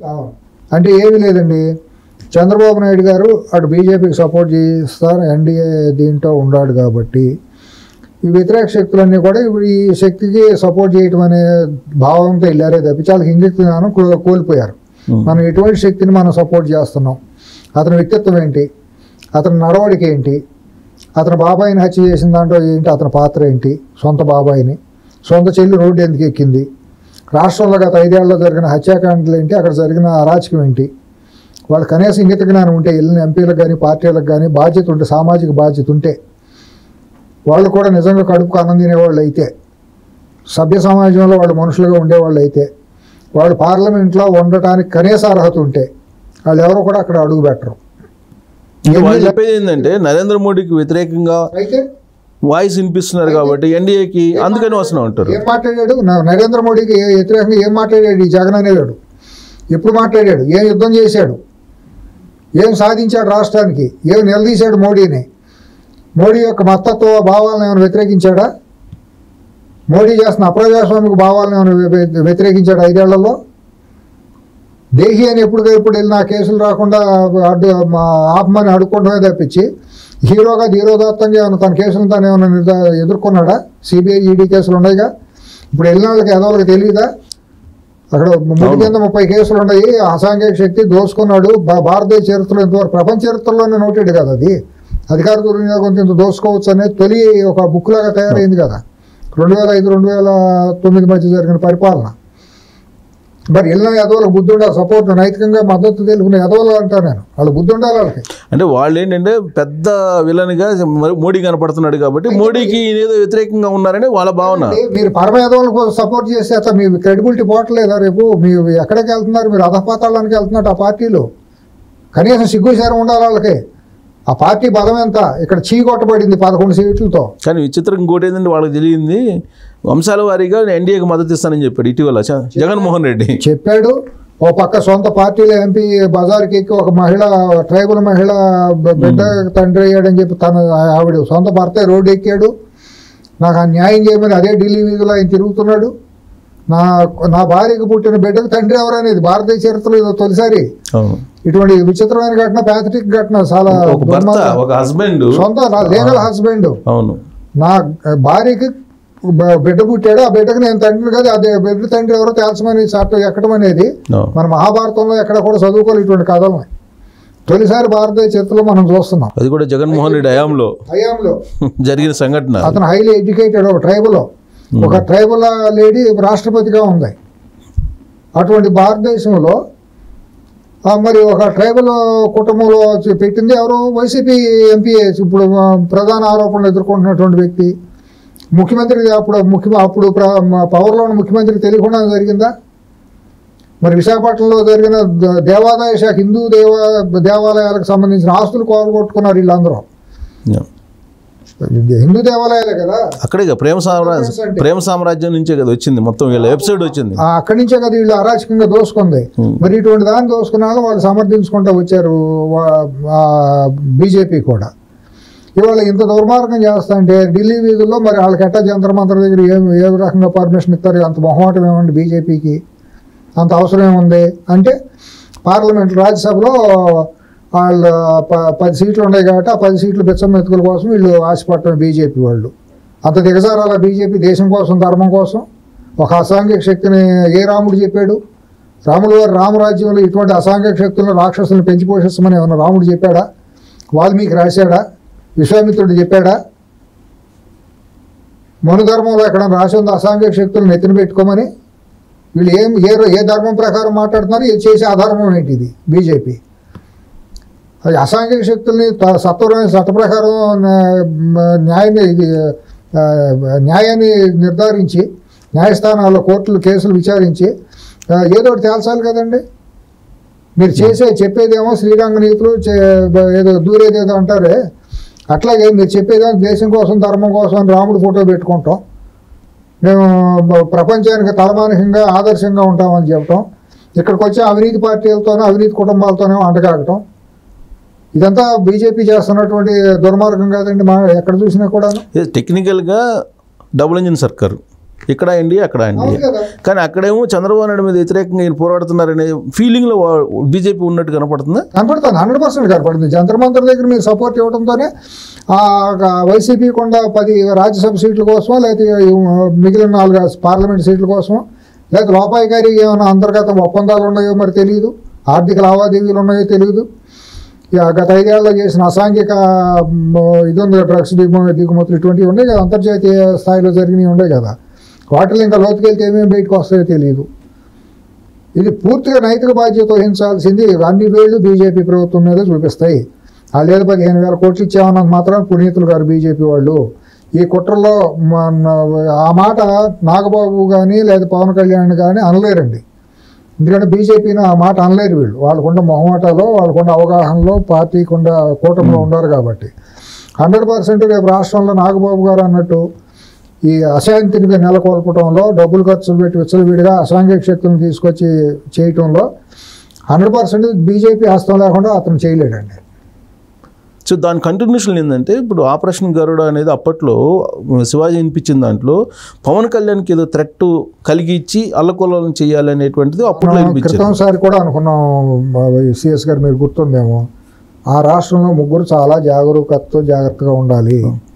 చంద్రబాబు నాయుడు గారు, పవన్ కళ్యాణ్ గారు, లోకేష్ గారు. ప్రధానంగా కమ్మ కాపు మధ్య మళ్ళీ భేదాలు మన వంగవీటి రంగా గారు ఇలాంటి ఘటనను తీసుకొచ్చే అవకాశం ఉంది. ఆ రోజు వంగవీటి రంగా హత్య వెనకాల కూడా చాలా జరగాల్సిన కుట్రలు జరిగినాయి. ఆ రోజు కూడా రాజశేఖర రెడ్డి హస్తం ఉందనేది చాలామంది అనుకుంటాం జరిగింది. ఏమండి, కానీ దాన్ని చంద్రబాబు నాయుడు చుట్టూ తిప్పారుగా మొన్నటి వరకు కూడా తెలివిగా తిప్పారు. అంతేగాని ఆ రోజు కర్నూలు నుంచి బాంబులు ఎందుకు వచ్చినాయి, పంపించిన వాళ్ళు ఎవరో దాని మీద దర్యాప్తు పూర్తిగా లోతుగా జరగలేదు. తర్వాత మరి పోనీ అంత చేసుకొచ్చినప్పుడు మరి ఆ హత్యలో ఉండాలి మంత్రి పదవిలో లేదా పార్టీలోకి తీసుకుని కాపాడింది ఎవరు? ఎన్ని చరిత్రే కదా. ఇప్పుడు రియలైజ్ అయ్యారు కదా, కాపు సామాజిక సోదరులు అందరూ రియలైజ్ అయ్యారు కదా, రియలైజ్ అయ్యారు కాబట్టి మళ్ళీ ఈ రెండు సామాజిక వర్గాలను ఏదో రకంగా విడగొట్టాలనేది. మళ్ళీ కొంతమంది బ్రాహ్మణ సామాజిక వర్గాన్ని కూడా దగ్గరికి తీసుకుని, ఆ బ్రాహ్మణ సామాజిక వర్గం ఇంటెలెక్చువల్ స్ట్రీమ్ అది. వాళ్ళు ఒకళ్ళు చెబితే 100 మంది సమాజంలో వింటారు, ఆలోచిస్తారు. అటువంటి వాళ్ళలో కూడా కొందరిని తీసుకొచ్చి చెప్పు చేతల్లో పెట్టుకుని వాళ్ళ ద్వారా కూడా మళ్ళీ విష ప్రచారం చేసే ప్రయత్నాల్లో కూడా అది కూడా ఒక భాగం. బీసీలు అంటే అంత ఇదిగా ఇప్పుడు లేరండి. ఇప్పుడు అతను చేయబోయే యుద్ధం అంతా కూడా సామాజిక యుద్ధం చేస్తాడు. సోషల్ మీడియా ద్వారా ఈ రకమైన సామాజిక విధ్వంసాన్ని సృష్టించే యుద్ధం జరుగుతుంది వైసీపీ నుంచి. దాంట్లో భాగంగా కాపు కమ్మ మధ్య మళ్ళీ భేదాభిప్రాయాలు సృష్టించడం కానీ, లేకపోతే పవన్ కళ్యాణ్ గారు లాంటి మహా పాపులారిటీ ఉన్న గొప్ప లీడర్ల మీద ఎటువంటి దాడులు లేకపోతే ఎటువంటి దాన్ని ఏమన్నా అన్లాఫుల్ యాక్టివిటీస్ అసాంఘిక కార్యకలాపాలు ఇదవటం కానివ్వండి, మళ్ళీ ఈ విద్వేషాన్ని రెచ్చగొట్టడం చంద్రబాబు నాయుడు గారి మీద లేకపోతే కమ్మకులం మీద లేకపోతే ఇంకోహళ్ళ మీద విద్వేషాన్ని రెచ్చగొట్టడానికి కొన్ని వర్గాలను వాడుకుంటాం. ఇదిగో పులి అంటే అదిగో తోక అని, దొన్నిందంటే దోణ కట్టేయమన్నట్టు దీనిటువంటి ఒక లేనిపోయిన హేతుబద్ధత నిజాలు లేనటువంటి వార్తలను సృష్టించి ప్రజల్లోకి వదలటం. దానికి ఎవరన్నారంటే ఇదిగో పలానాయన అన్నాడని చూపించడం.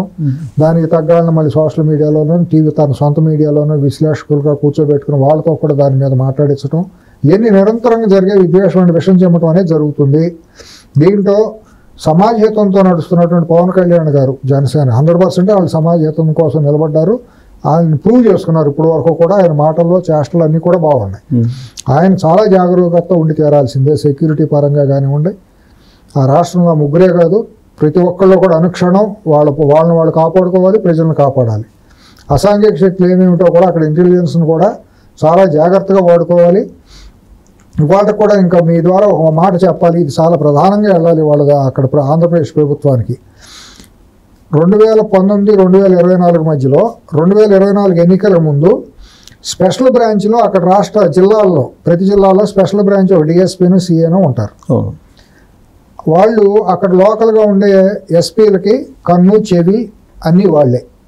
వాళ్ళు ఇచ్చే ఫీడ్బ్యాక్ని బట్టి ఎస్పీ గారికి ఆ జిల్లాలో ఎస్పీకి ఒక అవగాహన అనేది ఏర్పడుతుంది.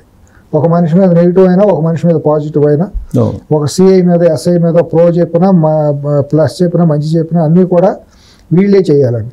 వీళ్ళందరూ కూడా వైసీపీ ప్రభుత్వం 6-7 నెలల్లో దిగేటప్పుడు కావాలని వాళ్ళ మనుషులను పెట్టుకున్నారు అక్కడ ఒక సంవత్సరం బిఫోర్.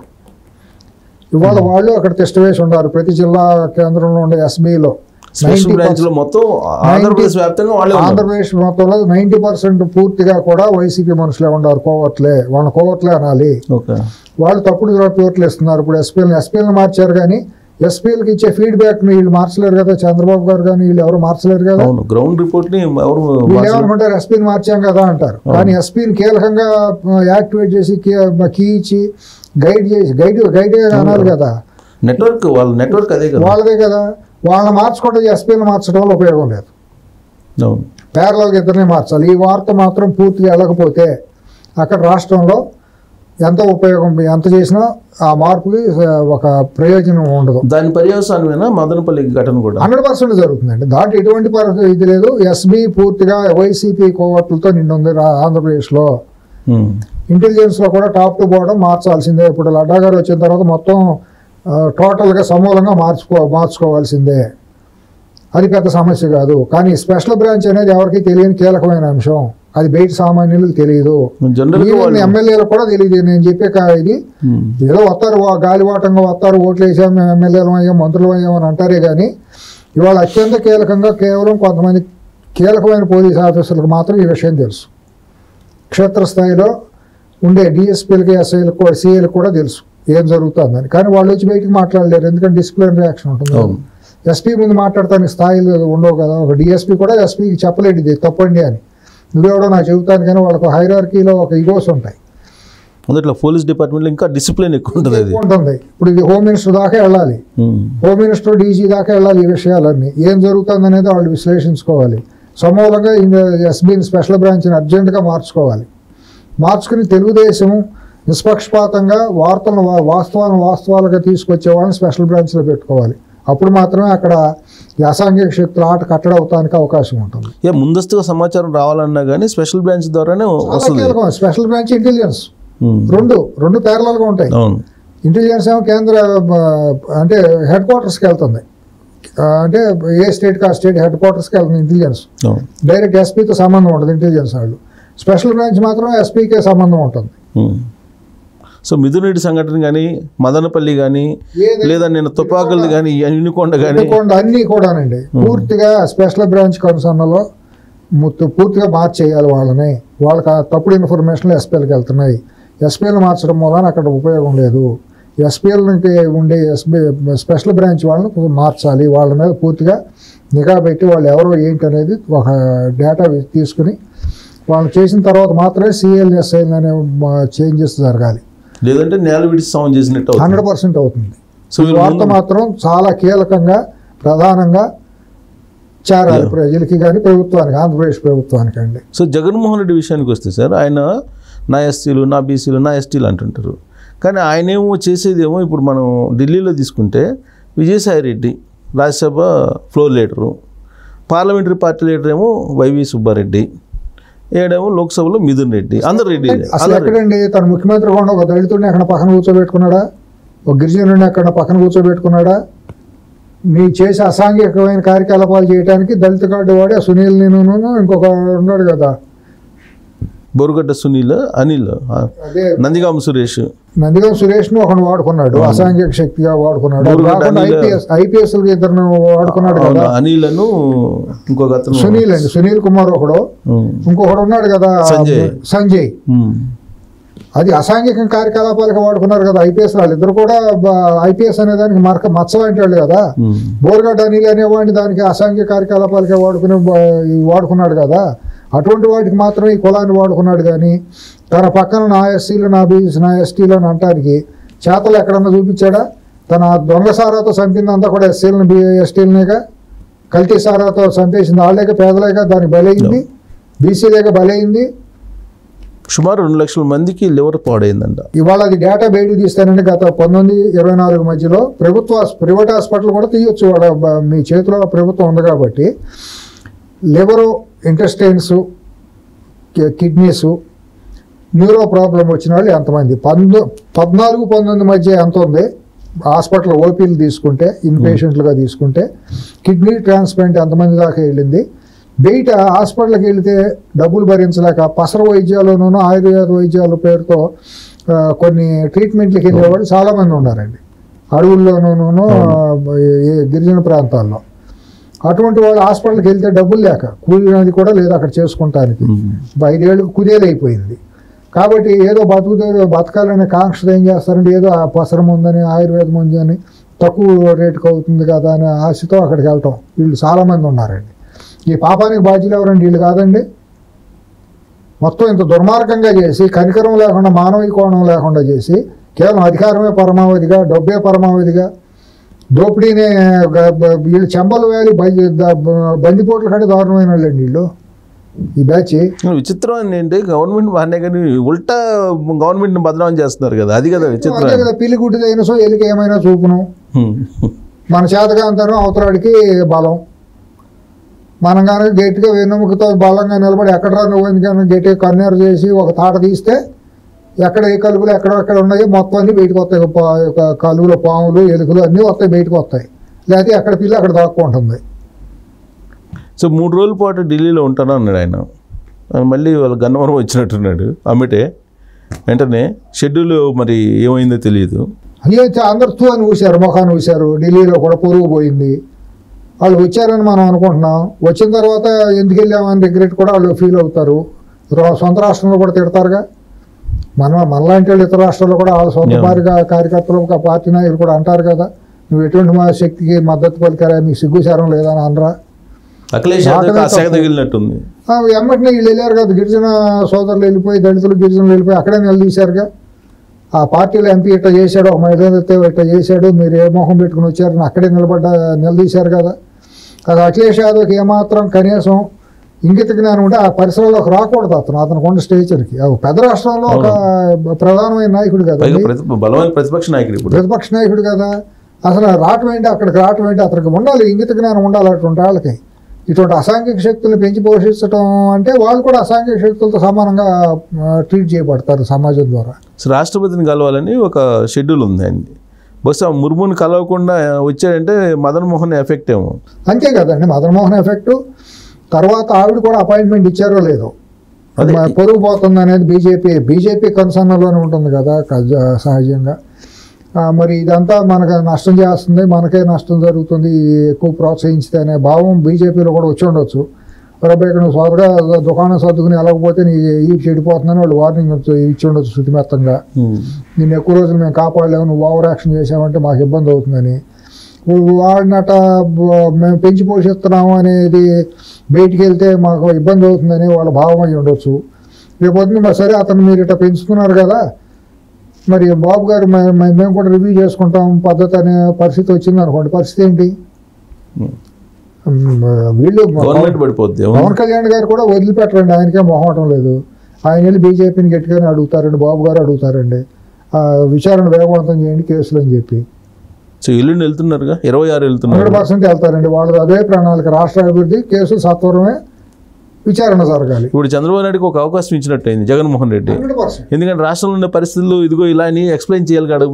విగ్గురుడు అయితేనండి సిఎస్ గారు, అతనికి ఏమాత్రం కామన్ సెన్స్ బుద్ధి జ్ఞానం ఉంటే ఓడిపోయామని ఇంట్లో పడి ఏడుచుకుంటా రివ్యూ చేసుకుని తప్పులు ఎక్కడ జరిగినాయి, మనం తప్పులు పునరావృతం కాకూడదు, ఈ తప్పును సరిదిద్దుకుంటామని చెప్పి మాట్లాడాలి. అది కాకుండా సిగ్గు శరం లేకుండా వదిలిపెట్టి రోడ్డు మీద పడి చేస్తే ఎవరి పని వాళ్ళు చేస్తారు. బంగారు పుట్లో ఏలు పెడితే నేను కుట్టినాను అంటూ సీమ చంద్రబాబు గారు, పవన్ కళ్యాణ్ గారు ఊరుకుంటారు. ఈ రకంగా బదనాం చేస్తా అంటే వాళ్ళ పని వాళ్ళు చేస్తారు కదా, చేసి తీరాలి కదా. అక్కడికి వెళ్ళి పోలీసుల మీదకి వెళ్ళి ఏ సుధాకర్ రావు ప్రజాస్వామి నీకు ఇప్పుడు వచ్చిందా, ఏం ఏ సిగ్గుచారం ఉందా అసలు నీకు? ప్రజాస్వామి అంటే వాళ్ళు గుర్తుకొచ్చిందా? అధికారం ఎప్పుడు శాశ్వతం కాదని నీకు వాళ్ళు గుర్తుకొచ్చింది, అధికారం శాశ్వతం కాదని నువ్వు ఏడ్చినప్పుడు ఏంటి? నువ్వు ఎన్ని చేష్టలు చేసావు? మహిళలు, అమరావతి మహిళల మీద దాష్టికాలు చేసినప్పుడు నీకు కళ్ళు పోయినాయా? నీ బుద్ధి కోల్పోయావా? ఆ బుద్ధి లేదులేండి, కళ్ళు బుద్ధి లేదు, ఏమీ లేదు, మనిషే కాదు, ఇంకా అది పశువు కట్టేసాను. కానీ ప్రజాస్వామ్యం వర్ధిల్లింది తన హయాంలోనే ఆయన ఫీల్ అవుతున్నాడు అనుకుంటాడు అంతే. మరి ఇప్పుడు నేను చెబుతాను కదండి, బజారు వేసి అనుకుంటుంది, నన్ను మించిన ప్రతివత ఎవరో లేరు, ఊళ్ళో వాళ్ళందరూ వేసలేరు, నేను ఒక్కదాన్ని ప్రతివతనైనా బజారు వేసి అనుకుంటుంది. దానికి ఎవరేం చేయాలి? ఆడవాలి. చక్కటి సేలబోతులైన ఆడవాళ్ళందరూ సిగ్గుతో తలంచుకుంటారు. చీ మన దాంతో అది పోల్చుకుని అది తిడతాను, మన బజారు వేసి మన అంటుంది ఏంటని కాపురం చేసే మహిళలందరూ ఏం చేస్తారంటే ఇంట్లో పడతారు, సిగ్గుతో తలంచుకునే వాళ్ళు ఒక పోతారు, దాంతో ఎందుకని. ఇప్పుడు అంతే, అతని స్థాయి పూర్తిగా అన్ని విడిచేసినాడు, ఏమైనా మాట్లాడతాడు.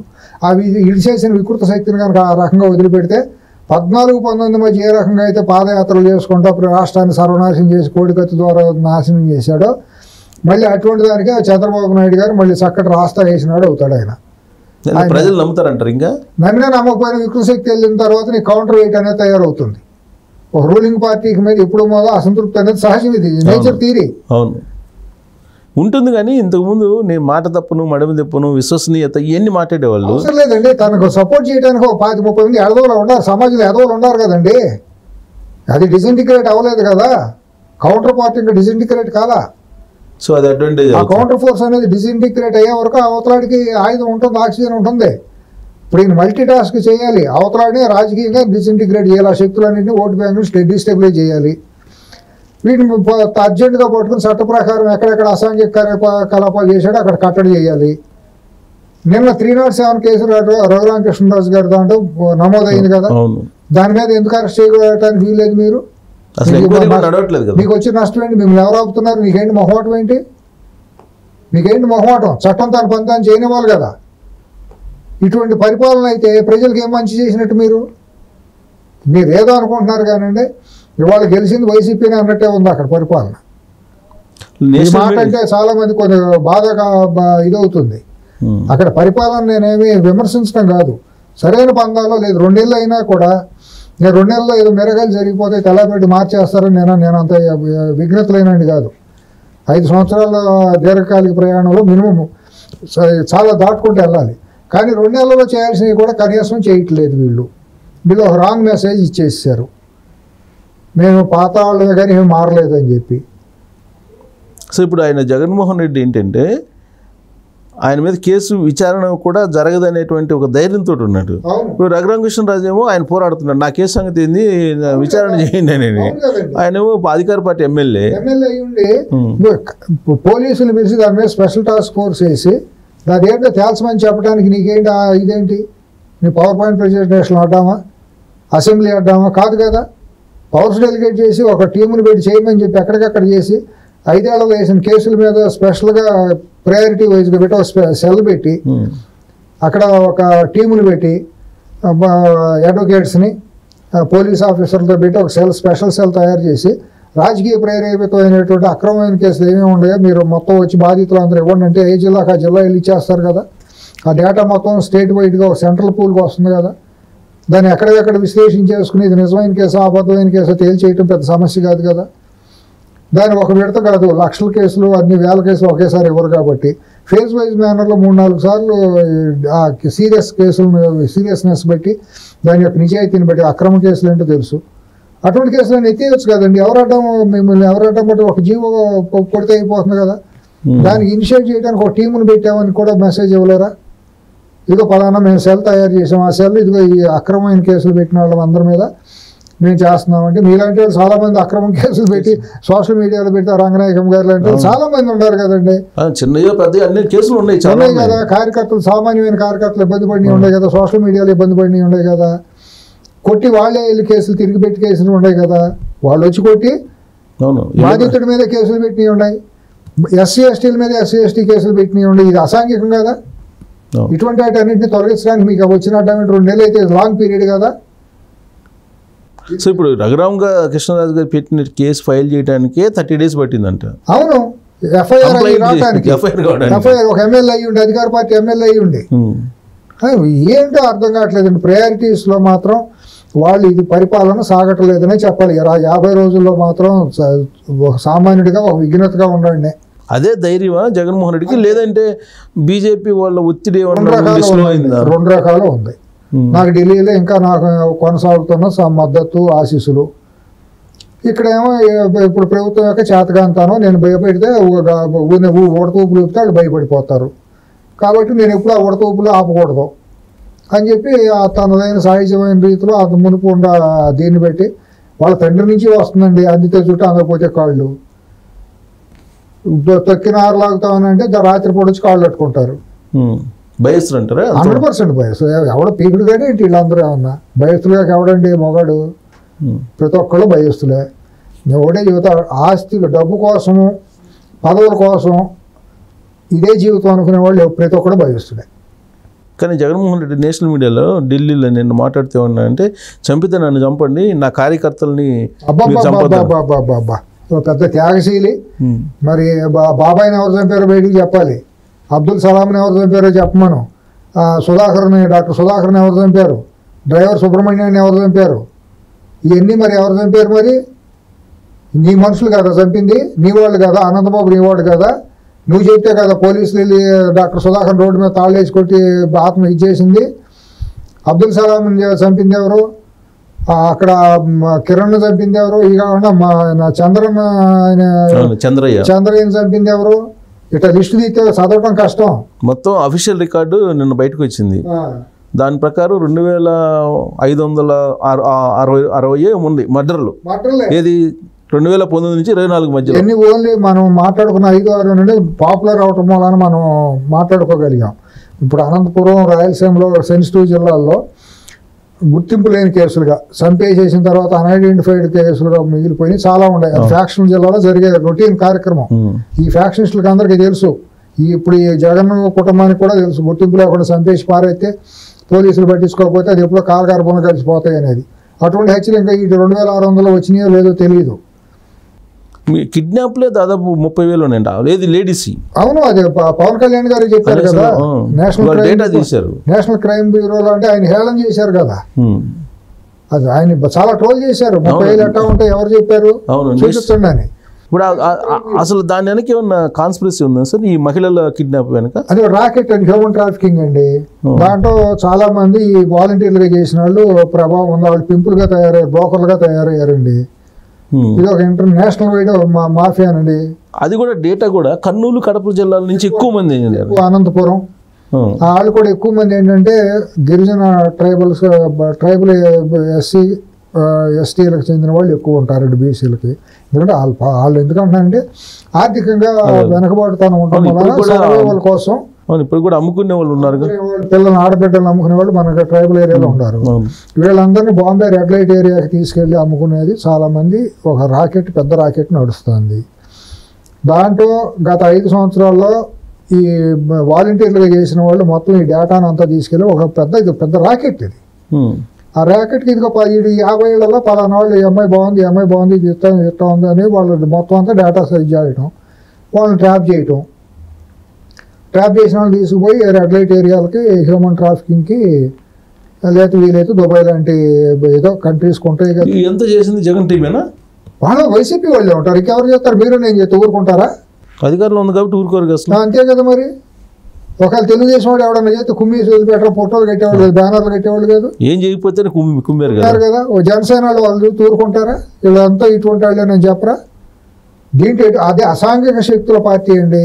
వాళ్ళు ఏమైనా చేస్తారండి. ఒక బాబాయిని చంపిన వాళ్ళకి ఆడపిల్లలు పెద్ద లెక్క అండి. సొంత ఆడపిల్లల్ని, మరి షర్మిలని రాజశేఖర రెడ్డి గారికి పుట్టలేదు బిడ్డ అని చెప్పిన దుర్మార్గమైన, నీతి బాహ్యమైన, ఏం మాట్లాడాలో కూడా తెలియదు. అటువంటి దుర్మార్గులు ఆ పార్టీలో ఉంటే అది మనుషులతో కూడిన పార్టీ అంటామా?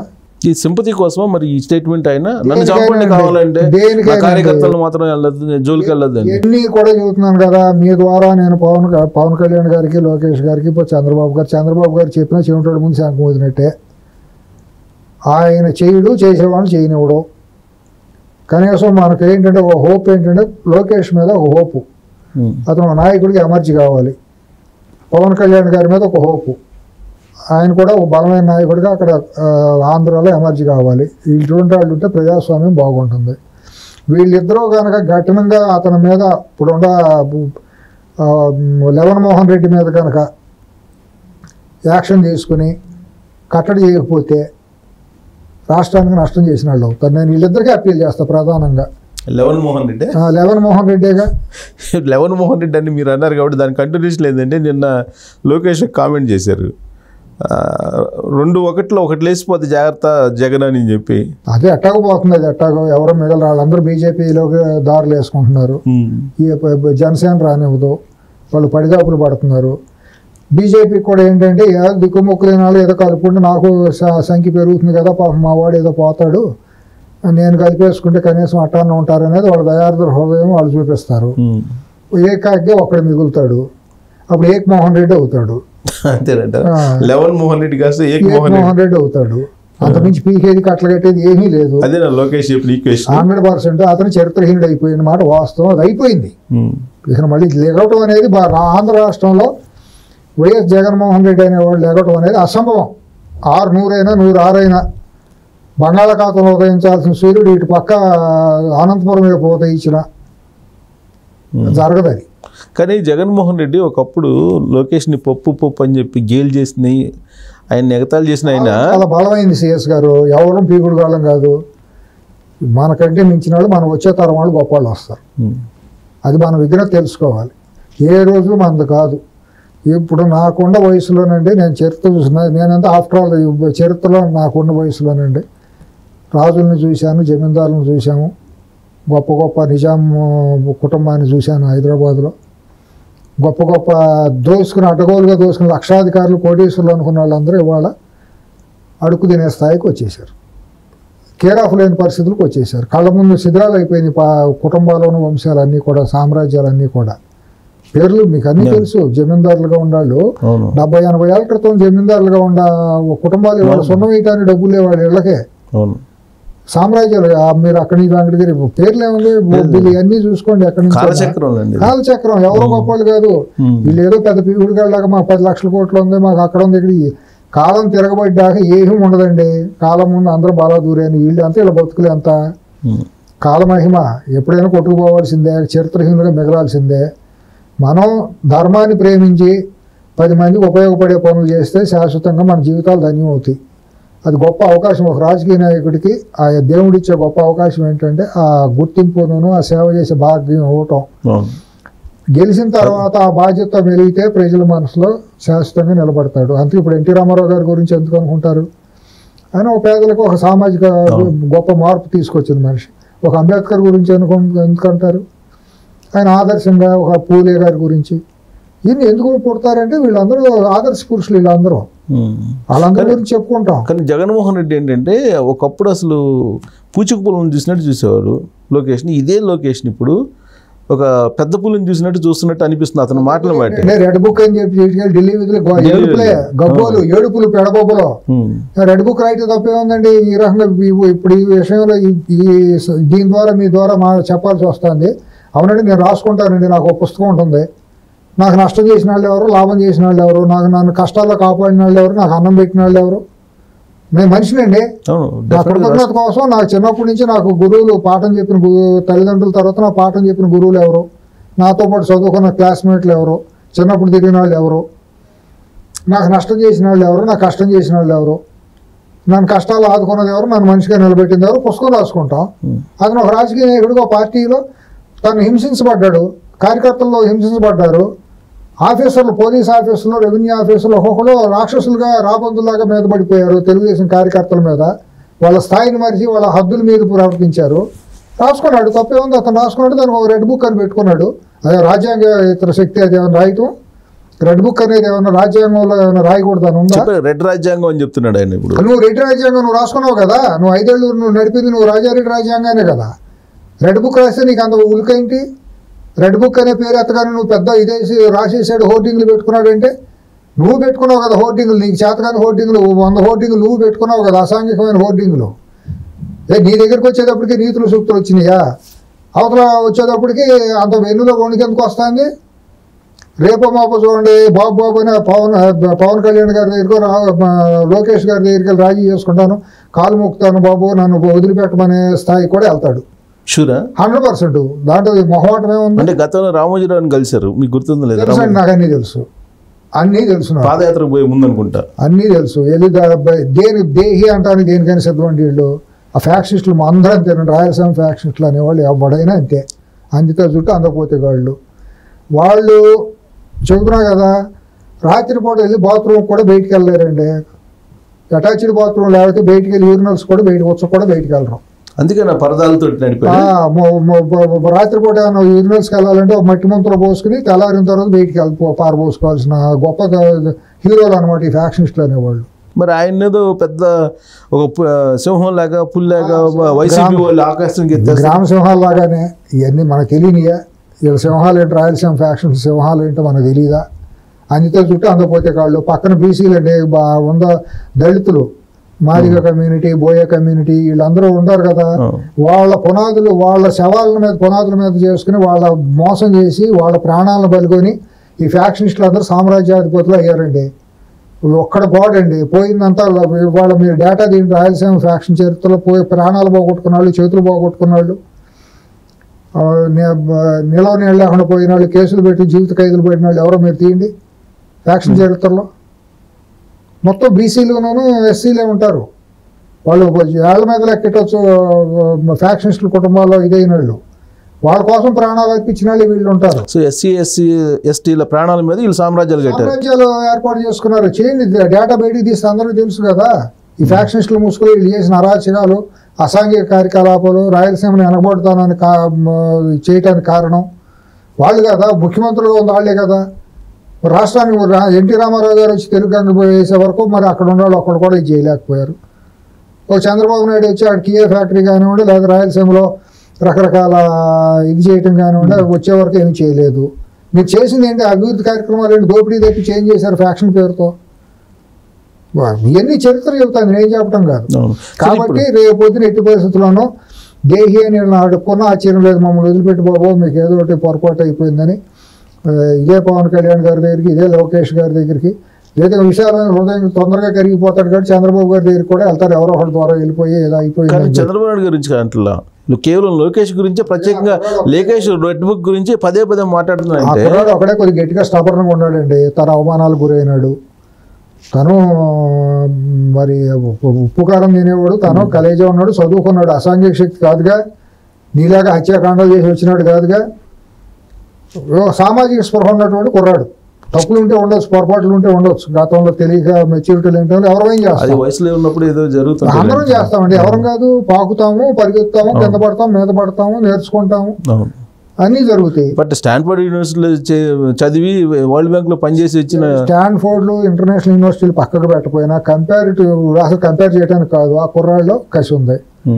10 మందికి ఉపయోగపడాలి, కంపెనీలు తీసుకురావాలి, రాష్ట్రాన్ని అభివృద్ధి చేయాలనే తపన ఉంది. అది ప్రూవెన్. అది మాటల్లోగా చేతల్లోనే ప్రూవెన్. పవన్ కళ్యాణ్ గారికి కూడా మాటల కంటే కూడా చేతలు రాష్ట్రం మనం నిజాయితీగా నిలబడాలనేది ఆయన ప్రూవెన్. ఏమండి, చంద్రబాబు గారి గురించి అందరూ తెలిసిందే కాబట్టి వాళ్ళతో పోలికలు ఏమి లేవు. కానీ పదే ఇతని గురించి మాట్లాడుతూ భయపడుతున్నాడా జగన్? 100% వెన్నులో వణుకొస్తుంది. ఎందుకంటే వీళ్ళు ఢిల్లీ వెళ్ళి కనుక అక్కడ కనుక కొద్దిగా నా ట్యాప్ను కట్టేస్తే నా ప్రాణం పోతుంది. ఇక్కడ ఆక్సిజన్ అక్కడ ఉంది, ఆక్సిజన్ మిషన్ ఢిల్లీలో ఉంది. అది ఓకే, రాజకీయ కోణం నుంచి మనం కొంచెం చూస్తే. కానీ లోకేష్ ని చూస్తే ఎందుకు అతనికి పదే లంపెన్ గాళ్ళు అందరూ మొన్న 5 ఏళ్ల పాటు విచ్చలవిడికి విరవీగిపోయిన వాళ్ళు ఉండారుగా. నీ అమ్మ మొగుడు సొమ్మ అన్నాడు ఒకడు. రకరకాల ఆడపిల్లలను అప్పుడు అనిత గారిని కానివ్వండి, లేకపోతే భువనేశ్వర్ గారు కానీ ఒకళ్ళే ఉంది. అసలు అందరిని వాళ్ళు అనుభవించి తీరాల్సిందే. చట్ట ప్రకారం ప్రతి ఒక్కరు రావాల్సిందే. వాళ్ళ తల్లి శీలాన్ని కూడా శంకించారు. ఎంత దుర్మార్గం అండి అతను ఉండదా?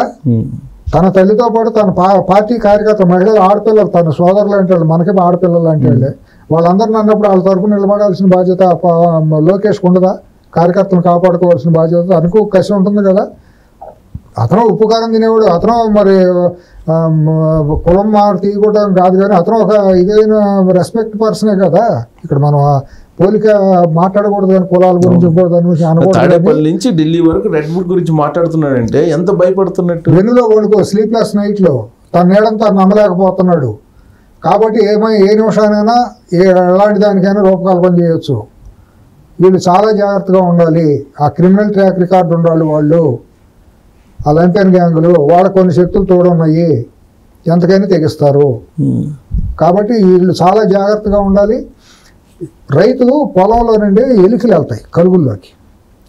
పగల ఎవరు లేనప్పుడు వచ్చేసి వరి కంకులన్నింటినీ నాశనం చేసి పంట అంతా తినేసి వెళ్ళిపోయి దాక్కుంటాయి.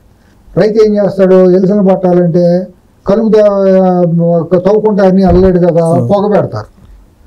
పొగ పెట్టేసి మొత్తం ఆ కలుగుల్లో ఎక్కడెక్కడ దాక్కున్న ఎలుకలన్నీ బయటకు వస్తాయి, ఊపిరాడతారు. 5 ఏళ్ల పాటు విర్రవీగినాళ్ళు అధికార మతంతో అవాకులు చావాకులు పేరినాళ్ళు, దాడులు చేసిన వాళ్ళు, దోసుకున్నాళ్ళు అందరూ కక్కాల్సిందే. తిన్నదంతా బయటకు వచ్చి కక్కాల్సిందే. ఎవరికి ఏదైతే ఉందో దాని ప్రతిఫలం అనుభవించాల్సిందే. ఏదో ఒక రకంగా చచ్చినట్టు దానికి మాత్రం 100% వాళ్ళు సిద్ధపడాల్సిందే. ఇప్పుడు చూపిస్తారు. ఇప్పుడు చూస్తారు భయాన్ని, ఇప్పుడు చూపిస్తాం కానీ వాళ్ళు అంటున్నారు, తెలుగుదేశం వాళ్ళు అంటున్నారు 100% లోకేష్ చూపిస్తాడని నాకు వీటి నమ్మకం. అతను బాడీ స్టైలు, బిహేవియర్ నేను అబ్జర్వ్ చేస్తా అంటే అతను చాలా లో ప్రొఫైల్గా ఉన్నాడు. తను చేయాల్సిన పనులు తప్పకుండా చేస్తాడు, చట్టపరంగా చేస్తాడు. ఎవడెవడిని ఎక్కడెక్కడ లాగాలో అదే భయం ఇప్పుడు వీళ్ళకి. ప్రతి ఒక్కళ్ళకి తన ఎక్కలేదు ఎక్కడ పోతాడులే అని. కానీ బాబు గారిని కూడా ఎవరు ఇప్పుడు పవన్ కళ్యాణ్ గారిని 4 బార్లు అని చెప్పి ఇష్టానుసారం మాట్లాడారండి. ఆయనకు ఉండదు. ఆయన అన్నాన్ని ఆయన ఉప్పు కారం తింట్లా ఆయన వ్యక్తిత్వం లేదు. నా పవన్ కళ్యాణ్ గారిని, చిరంజీవి గారు ఆడపిల్లల్ని ఎన్ని మాట్లాడారండి వీళ్ళందరూ, విర్రవీగారండి, ఇష్టానుసారంగా మాట్లాడారు కదా, వాళ్ళు ఎందుకు వదిలిపెడతారండి? అవమానం చేయలేదా సినిమా వాళ్ళందరినీ పిలిపించేసి? మీరందరూ మా కట్టుబానిసలో చేతులు చెప్పులు ఇడిచి బయట ఇడిచినాడు అన్నట్టు నడిపించలేదా? మొత్తాన్ని పేరెడ్ పెట్టించాడు కదా, అవన్నీ వాళ్ళు మర్చిపోతారా? కాబట్టి 100% దీనికి రిటాలియేషన్ ఉంటుంది చట్టపరంగా. ఎవరికి దేనికి అర్హత ఉందో అంత అర్హతకి సరిపడా వాళ్ళు అనిపించి తీరాల్సిందే ప్రతిఫలం. కానీ జగన్మోహన్ రెడ్డి ఒక ఫ్యాక్షనిస్ట్, వాళ్ళకున్న ఆలోచనలు, వాళ్ళకున్న నేర స్వభావం ఇవన్నీ చెప్తున్నారు కదా. రాష్ట్రాన్ని అల్లుకొల్లోలం చేయటానికి ముందుగానే ఢిల్లీ రిహార్సల్స్ అనుకోవాలా? ఢిల్లీ రిహార్సల్ ఏడవలేక ఏదో ఇది అన్నట్టు ఊరినే ఒకసారి మేము ఉన్నామని చెప్పుకుంటూ ఉన్నాను. ఆ కోర్టుకి వేసారండి. ఆ కోర్టుకి వేయడం అసాంఘికం. ఇది అసలు ఆర్గ్యూ చేసే లాయర్లకు కూడా బుద్ధి జ్ఞానం ఉండాలి. కానీ అది ఓకే, కానీ ఆయన చేసినట్టు చెప్తున్నా దాంట్లో భాగమే ఇది. ఢిల్లీ కూడా వెళ్ళి అల్లరి చేసి రావటం, అక్కడ కూడా ఏమీ బ్లెస్సింగ్స్ దొరకలేదు కాబట్టి ఇక వేదికని ఇక్కడ ఇప్పుడు తాడేపల్లికి మారుస్తాడు. తాడేపల్లికి మార్చి ఆయన ఇప్పుడు నాగబాబు గారు అన్నారు అంటే ఆయనకి ఏమీ వార్తలు లేకుండా అనే మనిషి కాదు కదా. ఆయన ఒక స్థాయి కలిగిన మనిషిగా ఆయనకి మరి ఒక ఆయన తగ్గ ఎక్కడో దగ్గర ఒక ఏదో ఆయన ప్రజారంగంలోకి వచ్చాడు, రాజకీయ రంగంలోకి వచ్చాడు, ఒక పార్టీలో ఇంపార్టెంట్ రోల్లో ఉన్నాడు. తనకి ఒక సోర్సెస్ ఉండేవి రాష్ట్ర వ్యాప్తంగా 10 రకాల వార్తలు అందుతూ ఉంటాయి కదా. దాని 100% దానికి ఒక ఇది ఉంది, రిలవెన్స్ ఉంది. ఇప్పుడు మరి ఢిల్లీ వెళ్ళి సెల్ఫ్ గోల్ వేసుకున్నట్టు కదా. ఎందుకంటే ఇప్పుడు కాంగ్రెస్ పార్టీతో దగ్గర అవుతున్నాడు, ఇండియా కూటమి దగ్గర అవుతున్నాడు అనేది బీజేపీకి ఆగ్రహం కలిగించదా? అసలు బీజేపీకి ఆగ్రహం కలిగించడానికి కాంగ్రెస్ వాళ్ళు ఎవరో కూడా నాకు తెలిసి ఇప్పుడు చెల్లి అక్కడ కాంగ్రెస్ పార్టీలో ఉంది కదండి. కాంగ్రెస్కి ఇతను అవసరం లేదు, ఈ పార్టీ అవసరం లేదు. కేవలం కావాల్సింది ఎవరికంటే బీజేపీకే కావాలి. ఎన్డీఏ కూటమికి కూడా అవసరం లేదు. బీజేపీకి మాత్రమే ఇతని మీద ఒక ప్రత్యేకమైన ప్రేమ, మమకారం, సానుభూతి ఇవన్నీ ఉన్నాయి. అంతకుమించి ఇంకా వేరే కాదు. ఇప్పుడు కాంగ్రెస్ కోపం వచ్చేసి కాంగ్రెస్ ఇతని మీద దాడి చేయాల్సిన అవసరం ఆల్రెడీ చెల్లి షర్మిల ఇక్కడ మొదలెట్టింది. ఆవిడ ధీటుగా వెళ్తుంది. తెలుగుదేశం కంటే కూడా పవన్ కళ్యాణ్ గారు జనసేన కంటే కూడా ఇవాళ అక్కడ బ్రహ్మాండమైన రోల్ పోషిస్తుంది షర్మిల గారు. ఏ రోజు కూడా టాలరేట్ చేయట్లేదు. డి అంటే డి అని చెప్పులోన రాయి చెవిలోన జోరేగా కంటిలో నాలుగు అన్నట్టు తగులుకుంది ఆవిడ. కరెక్ట్గా ఈ పాయింట్ దగ్గరే జగన్మోహన్ రెడ్డి షర్మిలాని కాంగ్రెస్ పార్టీ అధ్యక్షురాలుగా ఏపీ నుంచి తప్పించాలనే ఇండియా కూటమి దగ్గర అవడానికి ప్లాన్ చేసి ఢిల్లీ వెళ్ళాడు అంటారు కొంతమంది. అది చేయరండి. అంత కాంగ్రెస్లో అటువంటి వాళ్ళు ఉన్న పరిస్థితుల్లో ఇతను టాలరేట్ చేసి ఇతను ఎంటర్టైన్ చేయాల్సిన అవసరం లేదు. ఇతను రావటం వలన కాంగ్రెస్ పార్టీకి ఏదో పెద్ద ఇమీడియట్గా వచ్చే లాభం అంటూ ఏముండదు. నాకున్న వ్యక్తిగత అంచనా ఏంటంటే రాహుల్ గాంధీ గారు ఇటువంటి లంపెన్ గ్యాంగులకు వ్యతిరేకం. వ్యక్తిగతంగా తనకంటూ ఇతను ఏంటి, ఈ శక్తి ఏంటి అనేది అతనికి అవగాహన ఉంది. షర్మిలను తీసుకుంటానికి వాళ్ళు చాలా ఆలోచించారు. అంత ఆషామాషిగా తీసుకోవాలి. ఎంతో కన్విన్సింగ్ చేసి శివకుమార్ గారు వీళ్ళందరూ ఏదో రకరకాలుగా చెప్తేనే చేశారు. ఎందుకంటే she is proven that failed in Telangana. ఇక్కడ అసలు ఆవిడ మనుగడే కోల్పోయి ఏమీ లేని పరిస్థితుల్లో సరే ఉన్నంత వరకు బెటర్గా ఏదో కొద్దిగా ఫ్లేవర్ అనేది ఏదో వస్తుందిలే, కాంగ్రెస్కి ఏమీ లేని చోట, నాయకత్వం లేని చోట అని. అంటే ఆయన కిరణ్ కుమార్ రెడ్డి గారు ఉంటే దాన్ని ఆయన లాగేవారు. ఆయన బీజేపీకి వచ్చేటప్పుడు కాంగ్రెస్లో వ్యాక్యూమ్ ఏర్పడిపోయింది, లీడర్షిప్ ఎవరో లాగలేకపోయారు. సరే ఈ అమ్మాయిని తీసుకున్నారు. ఈవిడ మీద కూడా చాలా ఆరోపణలు వచ్చాయి. మొన్న ఎన్నికల్లో సరిగ్గా పెర్ఫామ్ చేయలేదని రకరకాల వాళ్ళే రోడ్లు ఎక్కి మాట్లాడటం మొదలెట్టారు. అక్కడ కూడా ఈవిడ ప్రూవ్ చేసుకుంటే ఇంకా టైం పడుతుంది. దీంట్లో ఇవాళ ఇతను వచ్చేసి కాంగ్రెస్ని మెర్జ్ చేసి లేదా కాంగ్రెస్ని భుజాన్ని వేసుకుని చేసేది ఏమీ లేదు. ఎక్కడున్నా 0-0 అవుతుంది తప్పించి అది 100 అవ్వదు. సో అది ఎలాగో మీరు చెప్పేది ఏఐసిసి కోణం నుంచి, కాంగ్రెస్ అధిష్టానం కోణం నుంచి చెప్తున్నారు.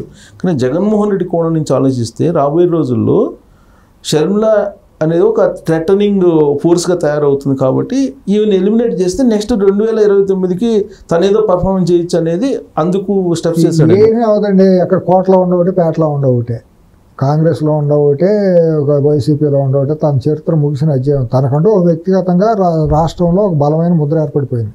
ఇతను పనికి మాలినాడు, సంఘ వ్యతిరేక శక్తి, ఇతని జీవితంలో ఎప్పుడు కూడా ఇతని మొహం చూడకూడదని ప్రజలు డిసైడ్ అయిపోయారు. ఇంకొక 25 ఏళ్ల పాటు అతని మొహం అనేది ప్రజలు సహించరు. 25 ఏళ్ల తర్వాత రెడ్డి ఎవరో, రాజు ఎవరో, మంత్రి ఎవరో, ఎవరో అన్నట్టు అయిపోతుంది. ఎన్నైనా మారుతాయి.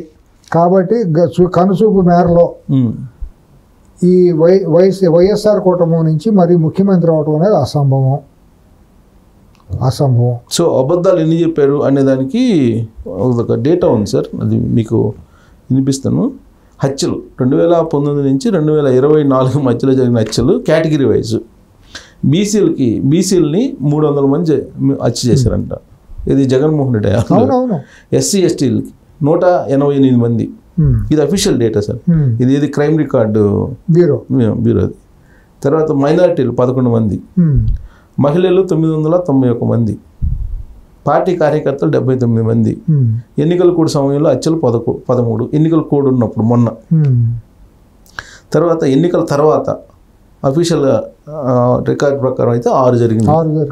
టోటల్గా 1588 హత్యలు ఈ జరిగినాయండి. కాకుండా వైసీపీ వాళ్ళు ఎస్సీలు, ఎస్టీలు, మైనారిటీలు, బీసీల మీద పడి లాక్కున్న ఆస్తులు, బలవంతంగా ఆక్రమించిన ఆస్తులు, కూలగొట్టిన ఆస్తులు, ఆ కేసులు కొన్ని ఇంకా వేలలో ఉంటాయండి.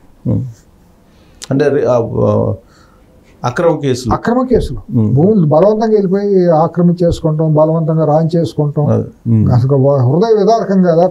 కొంతమంది పేదల బాధలు ఏంటంటే ఆ రోజుల్లో కొంతమంది ఊళ్ళో వదిలిపెట్టి బళ్ళారీను అటు చింతామణి కర్ణాటక అటు పారిపోయారు కదా, రాష్ట్రం ఉండలేక. రాయలసీమ జిల్లాల నుంచి లేదా పల్నాడు జిల్లాల నుంచి, ఇప్పుడు గుంటూరు జిల్లా పల్నాడు ప్రాంతం, ఈ ప్రాంతం ఫ్యాక్షన్ జోన్ కదా ఎక్కువ.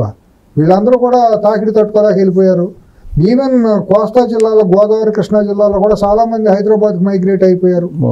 బతకలేక, అక్కడ ఉన్న పరిస్థితులు తట్టుకోలేక, తలెత్తుకోలేక, అవమానాలు రకరకాలుగా ఎందుకు లేపు గొడవ అని చెప్పి ఉన్న పొలాలను సెంటూ కొంట ఉండేది కౌలుకి ఇచ్చుకుని ఏదో చేసుకుని వచ్చేసారు. ఇప్పుడు కదా కొద్దిగా గాలి పీల్చుకుని మళ్ళీ మన ఊళ్ళో వెళ్దామనే ఆలోచన ఇప్పుడు మొగ్గుదొడుగుతుంది అందరికీ. దుర్మార్గమైన పాలన చేశాడు కదండి. చేసేసి ఇంకా కళ్ళు మూసుకుని కబోదిలాగా ఏదో ప్రతివతలాగా, ఏదో ప్రతివతకన్నా పరమాణం ఉండితే ఇంకా ఇదైపోయినట్టు వాళ్ళ ప్రతివత కబుర్లు చెబితే ఎవరు వింటారండి? దొంగేడుపులు ఎడితే జనాలకు తెలియదని వేడి ఏడుపులు, దొంగేడుపులో ఏమేడుపులో నీకు నిజాయితీ ఎంత ఉంది, పేదల పక్షాన, లేకపోతే నిజంగా జరిగిన హత్యలు ఉన్నదా కాదా, ఆ మాత్రం ప్రజలకు తెలియదా? సొంత కిరాయి మీడియాలో పెట్టుకుని ఇష్టానుసారం సురంకలంగా విషయం చెబితే జనాలు నమ్ముతారా? నీ ఆ సైకో మనస్తత్వం ఉండాలి, 10 మంది అంటారు. విఘ్నులైన వాళ్ళు ఎవరు వినరు. చివరికి నాన్న పులి అన్నట్టు నీ బతుకైపోయింది. ఎవరు నిజంగా రేపు పొద్దున పులి వచ్చి మింగేసినా నేను కాపాడేవాళ్ళు ఎవరు లేరు. చాలా పరిస్థితి వచ్చింది. ఇప్పుడు వచ్చింది. పొరపాటు నిజం చెప్పినా లేదు, అయిపోయింది. కళ్ళారు కూడా అబద్ధాలు చెప్తుంటే ఇన్ని రోజులైన ప్రజలు పరిస్థితి ఉండదు. ఏంటంటే అసెంబ్లీ ముందు సీఐని పట్టుకుని ఇష్టానుసారం మాట్లాడుతుంటే అసలు ముడితో నవ్వాలి, నోటితో కాదు ముడితో నవ్వుతారు జనం. మామూలుగా మాట్లాడాలంటే పక్కా భాషలో, గ్రామీణ భాషలో. నేను తెలుగు రైతు బిడ్డగా, ఒక తెలుగు గ్రామీణ స్థాయి నుంచి వచ్చిన వ్యక్తిగా నేను మాట్లాడాలంటే అతని మాటలు చూసి జనాలు నోటితో నవ్వట్లో ముడితో నవ్వుతున్నారు. అది. సో ఇప్పుడు ఆయన శ్వేతపత్రాన్ని విడుదల చేస్తున్నారు సార్ అసెంబ్లీలో. సమాధానం చెప్పాల్సినటువంటి బాధ్యత జగన్మోహన్ రెడ్డి. కానీ ఈయనేమో ఢిల్లీ వెళ్ళాడు, ఇప్పుడేమో గవర్నర్ కలుస్తున్నాడు. మరి రేపు ఎల్లుండి అసెంబ్లీకి వస్తాడో రాదో తెలియదు.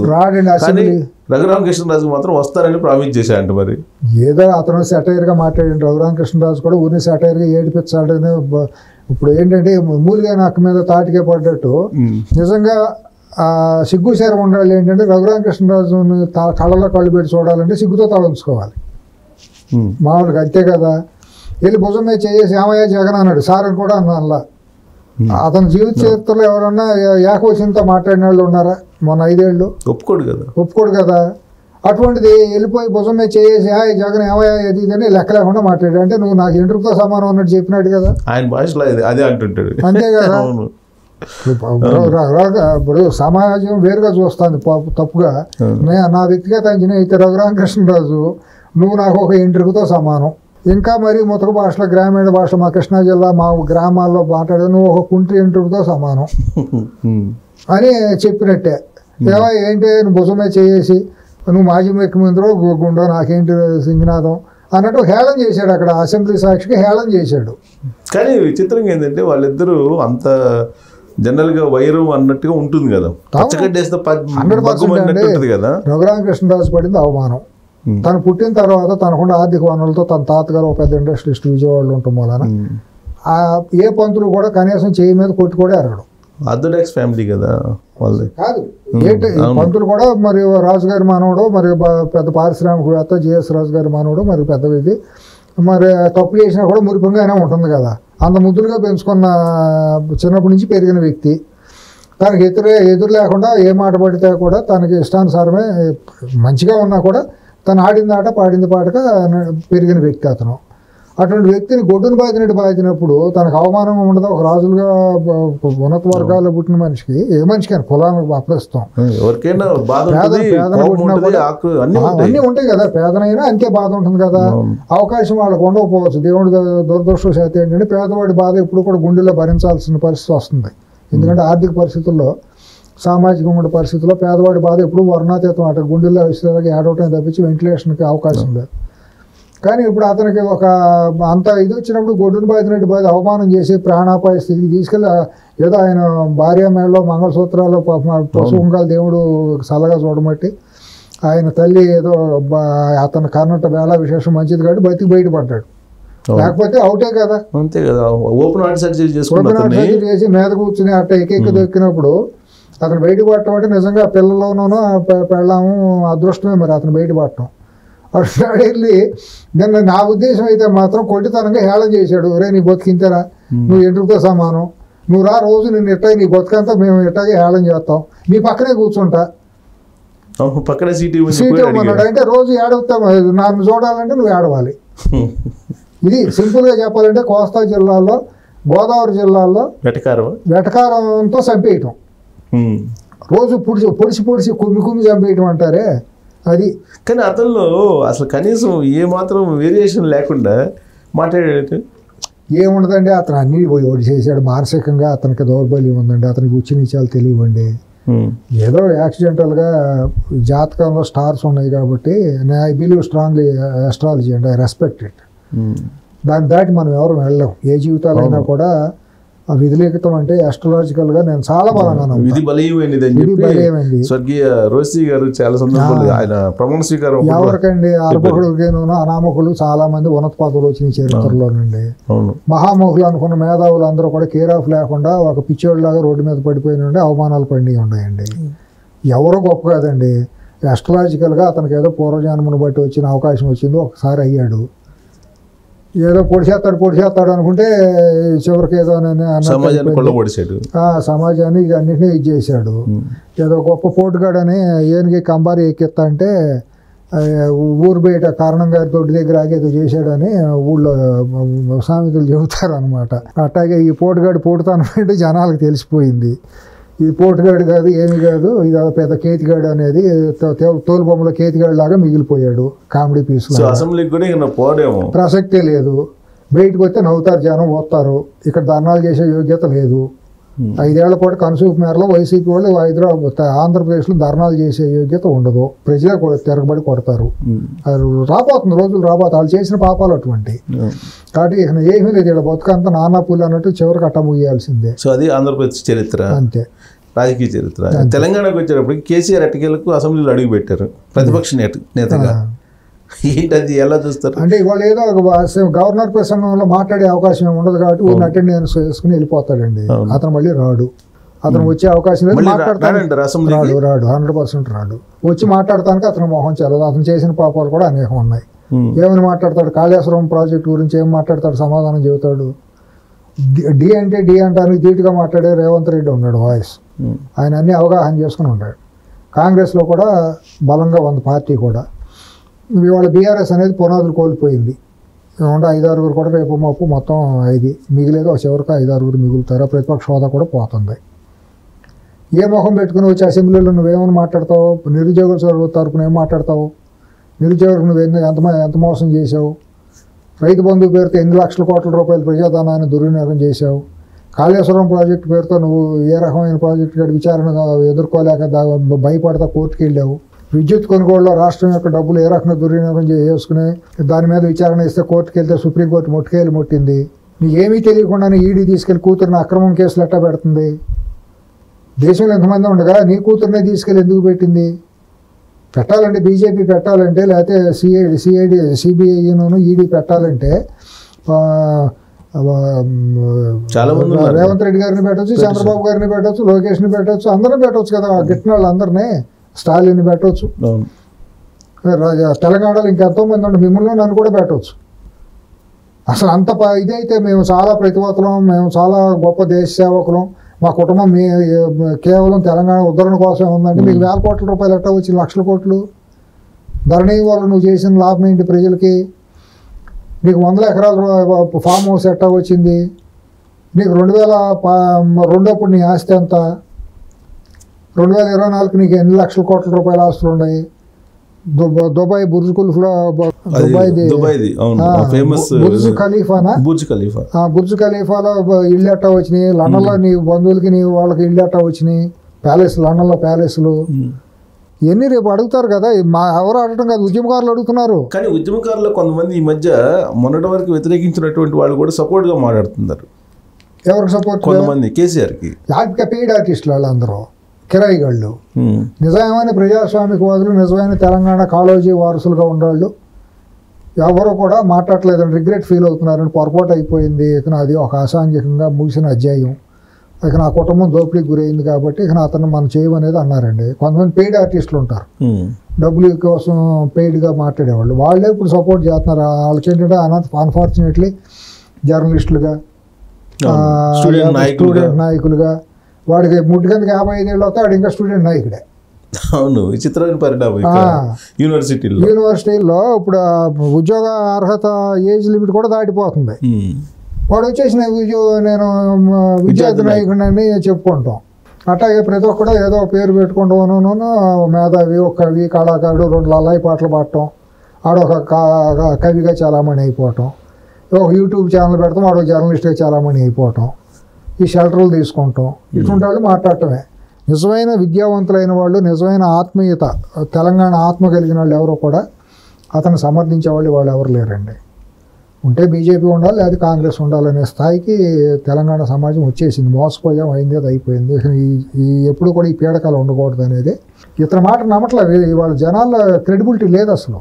కానీ కామెడీ అయిపోయింది. పరిణామం ఏంటంటే ఒకవైపు బీఆర్ఎస్ నానాటికి బలహీన పడుతుంది అనేది అర్థమవుతుంటే చంద్రబాబు నాయుడు టార్గెట్ చేసి మాట్లాడుతూ ఉన్నారు బీఆర్ఎస్ పార్టీ వాళ్ళు. ఏంటి వాళ్ళ భయం ఏంటంటే, సిఎస్ గారు, తెలంగాణలో ఇవాళ కూడా గరికి లాంటిది తెలుగుదేశం పార్టీ. కొద్దిగా నీళ్ళు అట్ట పడితే గరికి కనుక మళ్ళీ వేసవకాలం ఎక్కడ ఉండదు, అవును, ఎడారిలాగా ఉంటుంది. వర్షం పడగానే గరికి ఎక్కడి నుంచి వస్తుందో తెలియదు, మొలుస్తుంది. అది మహానుభావుడు ఎన్టీ రామారావు గారు స్థాపించిన తెలుగుదేశం పార్టీ యొక్క విశిష్టత. తెలంగాణ వరకు మాత్రం అది ఎన్ని రోజులు ఉంటుందో తెలియదు ఈ చరిత్ర. ఇప్పుడు భారతదేశంలో కాంగ్రెస్ పార్టీని ఎట్లయితే రూపుమాపలేరో, తెలుగు నేల మీద తెలుగుదేశం పార్టీని ఎవరో కూడా రూపుమాపలేరు. కనుసూపు మేరలో అది కూడా హైదరాబాద్ నడిబొడ్లో పుట్టింది. ప్రధానంగా లాభపడింది తెలంగాణలో అంటారు బీసీలు. ఫ్యూడల్ వ్యవస్థ కింద నలిపివేయబడిన బీసీలలో ఆత్మగౌరవం వచ్చి, నాయకత్వ లక్షణాలు వచ్చి, బీసీ రిజర్వేషన్ల మూలాన వాళ్ళందరూ కూడా తెలంగాణలో మనుషులుగా నిలబడిన చరిత్ర. పటేల్ పట్వారీ వ్యవస్థ తీసేయటం ద్వారా ఇవాళ తెలంగాణ బీసీ సామ్రాజ్యం, బీసీలు మెజారిటీలు. అట్లాగే ఎస్సీ దళితులు కూడా, ఎస్టీల్లో కూడా చాలా గొప్ప నాయకత్వం, మంచి నాయకత్వం, గొప్ప నాయకత్వం, విద్యావంతులైన వాళ్ళందరూ వచ్చేసారు ఆయన ద్వారా, రామారావు గారి ద్వారా. ఆయన అందరినీ తాను సొంత బిడ్డలాగానే పెంచి పోషించారు. ఎవరిని కూడా అట్లా కడియం శ్రీహరి గారు, మోతుకోల నరసింహులు గారు, ఇట్లా అనేక మంది, మందా జగన్నాథ్, ఇటువంటి వాళ్ళందరూ కూడా తెలుగుదేశం నుంచి ఆవిర్భవించిన ప్రోడక్టే కదా. అప్పటి వరకు అసలు ఎలక్షన్లు అంటేనే అగ్రవర్ణాలకు సంబంధించి ఒక అభిప్రాయం ఉండేది, అంతే కదా. దాన్ని మార్చేశారు. మా 83 పార్టీ వచ్చిన దగ్గర నుంచి తెలంగాణలో పూర్తి సంపూర్ణంగా మార్పులు వచ్చినాయి కదా. ఎక్కడెక్కడ యువకులందరూ, చదువుకున్న విద్యావంతులందరూ బయటకు వచ్చారు కదా. హైదరాబాద్ రూపురేఖలు మారిపోయినాయి కదా. తెలంగాణలో తెలుగుదేశం పార్టీ మూలానే, హైదరాబాద్ చంద్రబాబు గారి మూలానే ఒక విశేషమైన మార్పు జరిగింది. అది చరిత్రలో రికార్డ్ అయిన హిస్టరీ కదా. మీరు నేను చెప్పడం కాదు, హిస్టరీ. కానీ ఆయన ఏదో ద్రోహం చేసినట్టు ఒక విలన్ లాగా చూపించే ప్రయత్నం అయ్యారు. కానీ ఇప్పుడు మళ్ళీ కొత్తగా వచ్చేస్తే ఇతను పునాదులు కదిలిపోయినాయి, ఇతని మీద క్రెడిబిలిటీ పోయింది. బీఆర్ఎస్ కల్వకుంట్ల కుటుంబానికి తెలుగుదేశాన్ని సమర్థవంతమైన నాయకత్వాన్ని ప్రతిపాదించి కనుక బలమైన వాళ్ళు వస్తే పూర్తిగా పేకమేడ కూలిపోయినట్టు కూలిపోతుంది. అది ఒక గాలిలో కట్టబడిన పేకమేడ అండి. ఉద్యమం అనే ఒక ముసుగులో ఒక అసాంఘిక శక్తులతో కూడినటువంటిది బీఆర్ఎస్ పార్టీ. దానికి ఒక ప్యాడింగ్ లాగానే ఉండాలి ఉద్యమకారులు అందరూ. ఇప్పుడు కోదండరామ గారు అందరూ కూడా ఆ పార్టీలో సభ్యత్వం కాదు, ఉద్యమాన్ని సపోర్ట్ చేశారు. ఉద్యమంలో అతను కూడా కలుపుకుని ముందుకెళ్ళారు. ఉద్యమ శక్తులన్నీ కూడా కలుపుకొని బీఆర్ఎస్ను కలుపుకొని ముందుకెళ్ళింది. ఎందుకంటే విడిపోతే మనం వాయిస్ వీక్ అవుతామనే ఉద్దేశంతో ఇష్టం లేకపోయినా అన్ని శక్తులు కూడా కలిసి ఉద్యమాన్ని ముందుకు తీసుకెళ్లారు. వాళ్ళు ధ్యేయాన్ని సాధించుకున్నారు, తెలంగాణ రాష్ట్రం అనే దాన్ని సాధించుకున్నారు. తెలంగాణ రాష్ట్ర సాధనలో బీఆర్ఎస్ ఒకటే పాత్ర ఏమీ కాదు, అదొక బండి కింద నడిచిన కుక్కలాగానే. బండి లాగిన వాళ్ళు, ఆత్మార్పణలు చేసుకున్న వాళ్ళు, విద్యార్థులు, యువకులు, బీసీలు, అన్ని వర్గాల వాళ్ళు ఉన్నారు. కవులు, కళాకారులు అందరూ శ్రమించారు ఉద్యమం చేయటంలో. ఆహుతులైపోయిన వాళ్ళందరూ మన శ్రీకాంతాచారి, ఆదయ్య లాంటి వాళ్ళందరూ ఎక్కువ ఉన్నారు. వాళ్ళందరూ శవాల మీద వీళ్ళు నిర్మించుకునే రాజ్యాంగం 10 ఏళ్ళ పాటు దోపిడీకి చేశారు వీళ్ళు. అది గుర్తెరిగింది, తెలంగాణ సమాజం గుర్తెరిగింది.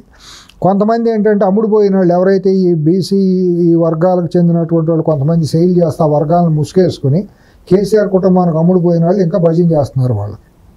నాకు అంటే జనరల్గా పెట్టిన వాళ్ళని లేదా భవిష్యత్తు ఇచ్చిన వాళ్ళని ఎవరు తొందరగా విమర్శించరు. ఇవాళ మరవలేదండి, తెలంగాణ సమాజం మరవలా. పైనుండే కొంతమంది పనిమాలిన మాట్లాడతారు చంద్రబాబు గారి గురించి, వాళ్ళ గురించి. వాళ్ళకి భయం ఏంటంటే తెలుగుదేశం వస్తే మా పునాదులు పోతాయి, పూర్తిగా ఇప్పుడు కూడా ఉన్న మనుగడ పోతుంది అనేది వాళ్ళ భయం. వాళ్ళు ఇంకా అది కనుసూపు మేరలో ఆ పార్టీ ఏదో దాన్ని మెర్జ్ అయిపోవాల్సిందే. కొద్దిగా సానుభూతి అనేది ఎక్కడన్నా అది అయ్యే అవకాశాలు కనపడుతున్నాయి. లేదు వాళ్ళ మనుగడకు ఉండాలి, మేము మధ్య కాకుండా మేము కూడా రాజకీయ పార్టీ పేరుతో ఉండాలి అని అంటే ఆ పార్టీ మనుగడకు ఉండే పరిస్థితి లేదు. తెలుగుదేశం కనుక ఎంటర్ అయిపోతే దాంట్లో మొత్తం అంతా ఫ్లో వచ్చేస్తుంది. వచ్చేస్తే అతను అప్పుడు కమ్యూనిస్ట్ పార్టీ లాగా 2-3% మిగిలిపోవాల్సిన పరిస్థితి వస్తుంది. 30 ఏళ్ల దాడి జరగాల్సిందే. 30 ఏళ్ల దాడి జరగాలంటే తన పాపాలన్నింటినీ రేపు సాయికి రేవు పెడతారు అందరూ. అంతే కదా, రాజకీయాల్లో మొహమాటాలు ఎందుకు ఉంటాయి? ఎవరిని చూసినా భయపడినటువంటి కేసీఆర్ చంద్రబాబు నాయుడు వస్తున్నాడు అంటేనే భయపడతారు. నీవు నేర్పిన విద్య నేర్జాక్ష అని ఇప్పుడు ఆయన వాళ్ళు కేసీఆర్ అనుసరించిన పాఠాలనే రేపు వీళ్ళు అనుసరిస్తారండి. అతను ప్రతిపక్షాలు లేకుండా చేయాలని చెప్పి దుర్మార్గంగా అందరినీ బ్లాక్మెయిల్ చేసుకుంటా, స్టింగ్ ఆపరేషన్లు చేసుకుంటా, టెలిఫోన్లు ట్యాపింగ్లు చేసుకుంటా, భయపెట్టుకుంటూ వచ్చాడండి. అది నడిచినంతకాలం నడిచిందండి. ఇప్పుడు చంద్రబాబు నాయుడు అనే ఒక చాణక్యుడి గొప్పతనం ఏంటో తనకు తెలుసండి. ఎందుకంటే అక్కడి నుంచి వచ్చాడు కాబట్టి అతనికి ఆ భయం ఉంది, ఎదురు నిలబడి మాట్లాడలేని ఇది ఉంది. ఆ రోజుల్లో టెలిఫోన్ ట్యాపింగ్ అనే దాన్ని ఒక పనికిమాలిన దాన్ని అడ్డం పెట్టుకుని బ్లాక్మెయిల్ చేస్తే చంద్రబాబు గారు అనివార్య పరిస్థితులు కొన్ని కారణాలు రీత్యా, మనం బయటికి మాట్లాడలేని కారణాల రీత్యా కొంతమంది స్వార్థపరులు ఆయన్ని ఇక్కడి నుంచి బయటికి పంపించారండి. ఆ రోజు నుంచి కనుక ఆయన ఇక్కడే ఉంటే బీఆర్ఎస్ అనే పార్టీ పురుడు పోసుకునేది కాదండి, టీఆర్ఎస్తోనే ముగిసేదండి. బీఆర్ఎస్గా మారే అవకాశం కూడా ఉండేది కాదు. టీఆర్ఎస్ కూడా తొలి రోజుల్లోనే అయిపోయేది, అంతర్ధానం అయ్యేది. కాబట్టి ఏంటంటే దాన్ని కావాలని అతను తెలుసు, చంద్రబాబు లాంటి వటవృక్షం హైదరాబాద్లో ఉంటే నా ఆటలు సాగవు అనే ఉద్దేశంతోనే తను ఇది చేశాడండి. హైదరాబాద్లో ఉన్న కొంతమంది స్వార్థపరులు కూడా వాళ్ళ స్వార్థ ప్రయోజనాల కోసం వాళ్ళ ఆస్తులను కాపాడుకుంటారని చంద్రబాబును బలిపోసం చేశారండి. ఇది వాస్తవం అండి, ఇది బయట ప్రపంచానికి తెలియదు. సో రాబోయే దురదృష్టకరం.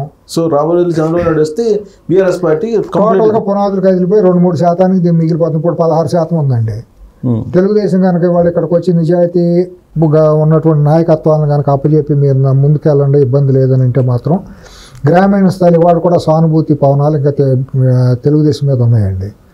ఇవాళ రివైవ్ చేసుకోవచ్చు జాగ్రత్తగా స్ట్రాటజికల్గా వెళ్తే. ఇవాళ అసాంఘిక శక్తిగా ఒక బీఆర్ఎస్ మిగిలిపోయిందండి. వాళ్ళు చేసిన పాపాల మూలం, స్వయంకృతాపాల మూలం కళ్ళ ముందు కనపడుతున్నాయి ఎన్నికల సాక్ష్యాలు. వాళ్ళ సెక్రటరియట్లో బయటకు బొమ్మలాగా కనపడుతుంది, కానీ లోపలికి వెళ్తే క్వాలిటీ లేని కన్స్ట్రక్షను, లీకులు, లోపల కనీసం నిలబడటానికి కూడా వీళ్ళని ఇరుకు గదులు, అదొక పెద్ద సినిమా సెట్టింగే. అదేం ఆఫీసర్లు కూర్చోడానికి, మంత్రులు క్యాబినెట్ మీటింగ్ పెట్టుకోవడానికి కూడా లేదనేది అందరూ బయట లోపలికి వెళ్ళిన వాళ్ళు వచ్చి చెప్పేది. ఇవన్నీ చాలా ఉన్నాయి. అంశాలన్నీ చర్చకి రాకుండా రేవంత్ రెడ్డి, చంద్రబాబు నాయుడు ఇద్దరు గురు శిష్యులు. అది మీడియా చేతిలో ఉందండి. ఇవాళ హైదరాబాద్లో ఉన్న ప్రధాన మీడియా హౌస్లన్నీ వాటి వైసీపీ, ఇటు బీఆర్ఎస్ చేతిలోనే ఉన్నాయండి. ఇప్పుడు కొత్తగా మొన్న గత 3-4 ఏళ్ళుగా వాళ్ళు బీజేపీ కూడా కొమ్ముగాస్తున్నారండి ఈ హౌస్లలో వాళ్ళ మనుగడ కోసం. ఏమండి బీజేపీ ఎంతవరకు ఇదవుతుంది అనేది తెలియదు వాళ్ళ వరకు, కానీ మీడియా హౌస్లో మాత్రం అటు బీజేపీని బ్యాలెన్స్ చేసుకుంటా, తెలుగుదేశాన్ని టార్గెట్ చేసుకుంటా, లేదంటే ఇక్కడ రేవంత్ రెడ్డి గారిని కూడా టార్గెట్ చేసుకుంటా ఒక విష ప్రచారం జరుగుతున్నమాట మీరు గమనిస్తూ ఉండాలి. గత 2 ఏళ్ళుగా చంద్రబాబు వేటాడుతున్నారు. మరీ ముఖ్యంగా ఇక్కడ తెలుగుదేశం, ఇక్కడ రేవంత్ రెడ్డి గారు గెలిచి అక్కడ తెలుగుదేశం గెలిచి చంద్రబాబు గారు ముఖ్యమంత్రి అవగానే వీళ్ళకి ఇంకా మొదలైపోయిందండి చెమట. ప్రధానంగా మెయిన్ 2-3 మీడియా సంస్థలు ఉన్నాయండి, ఒక 5-6 ఉంటాయండి లెక్క రాస్తే.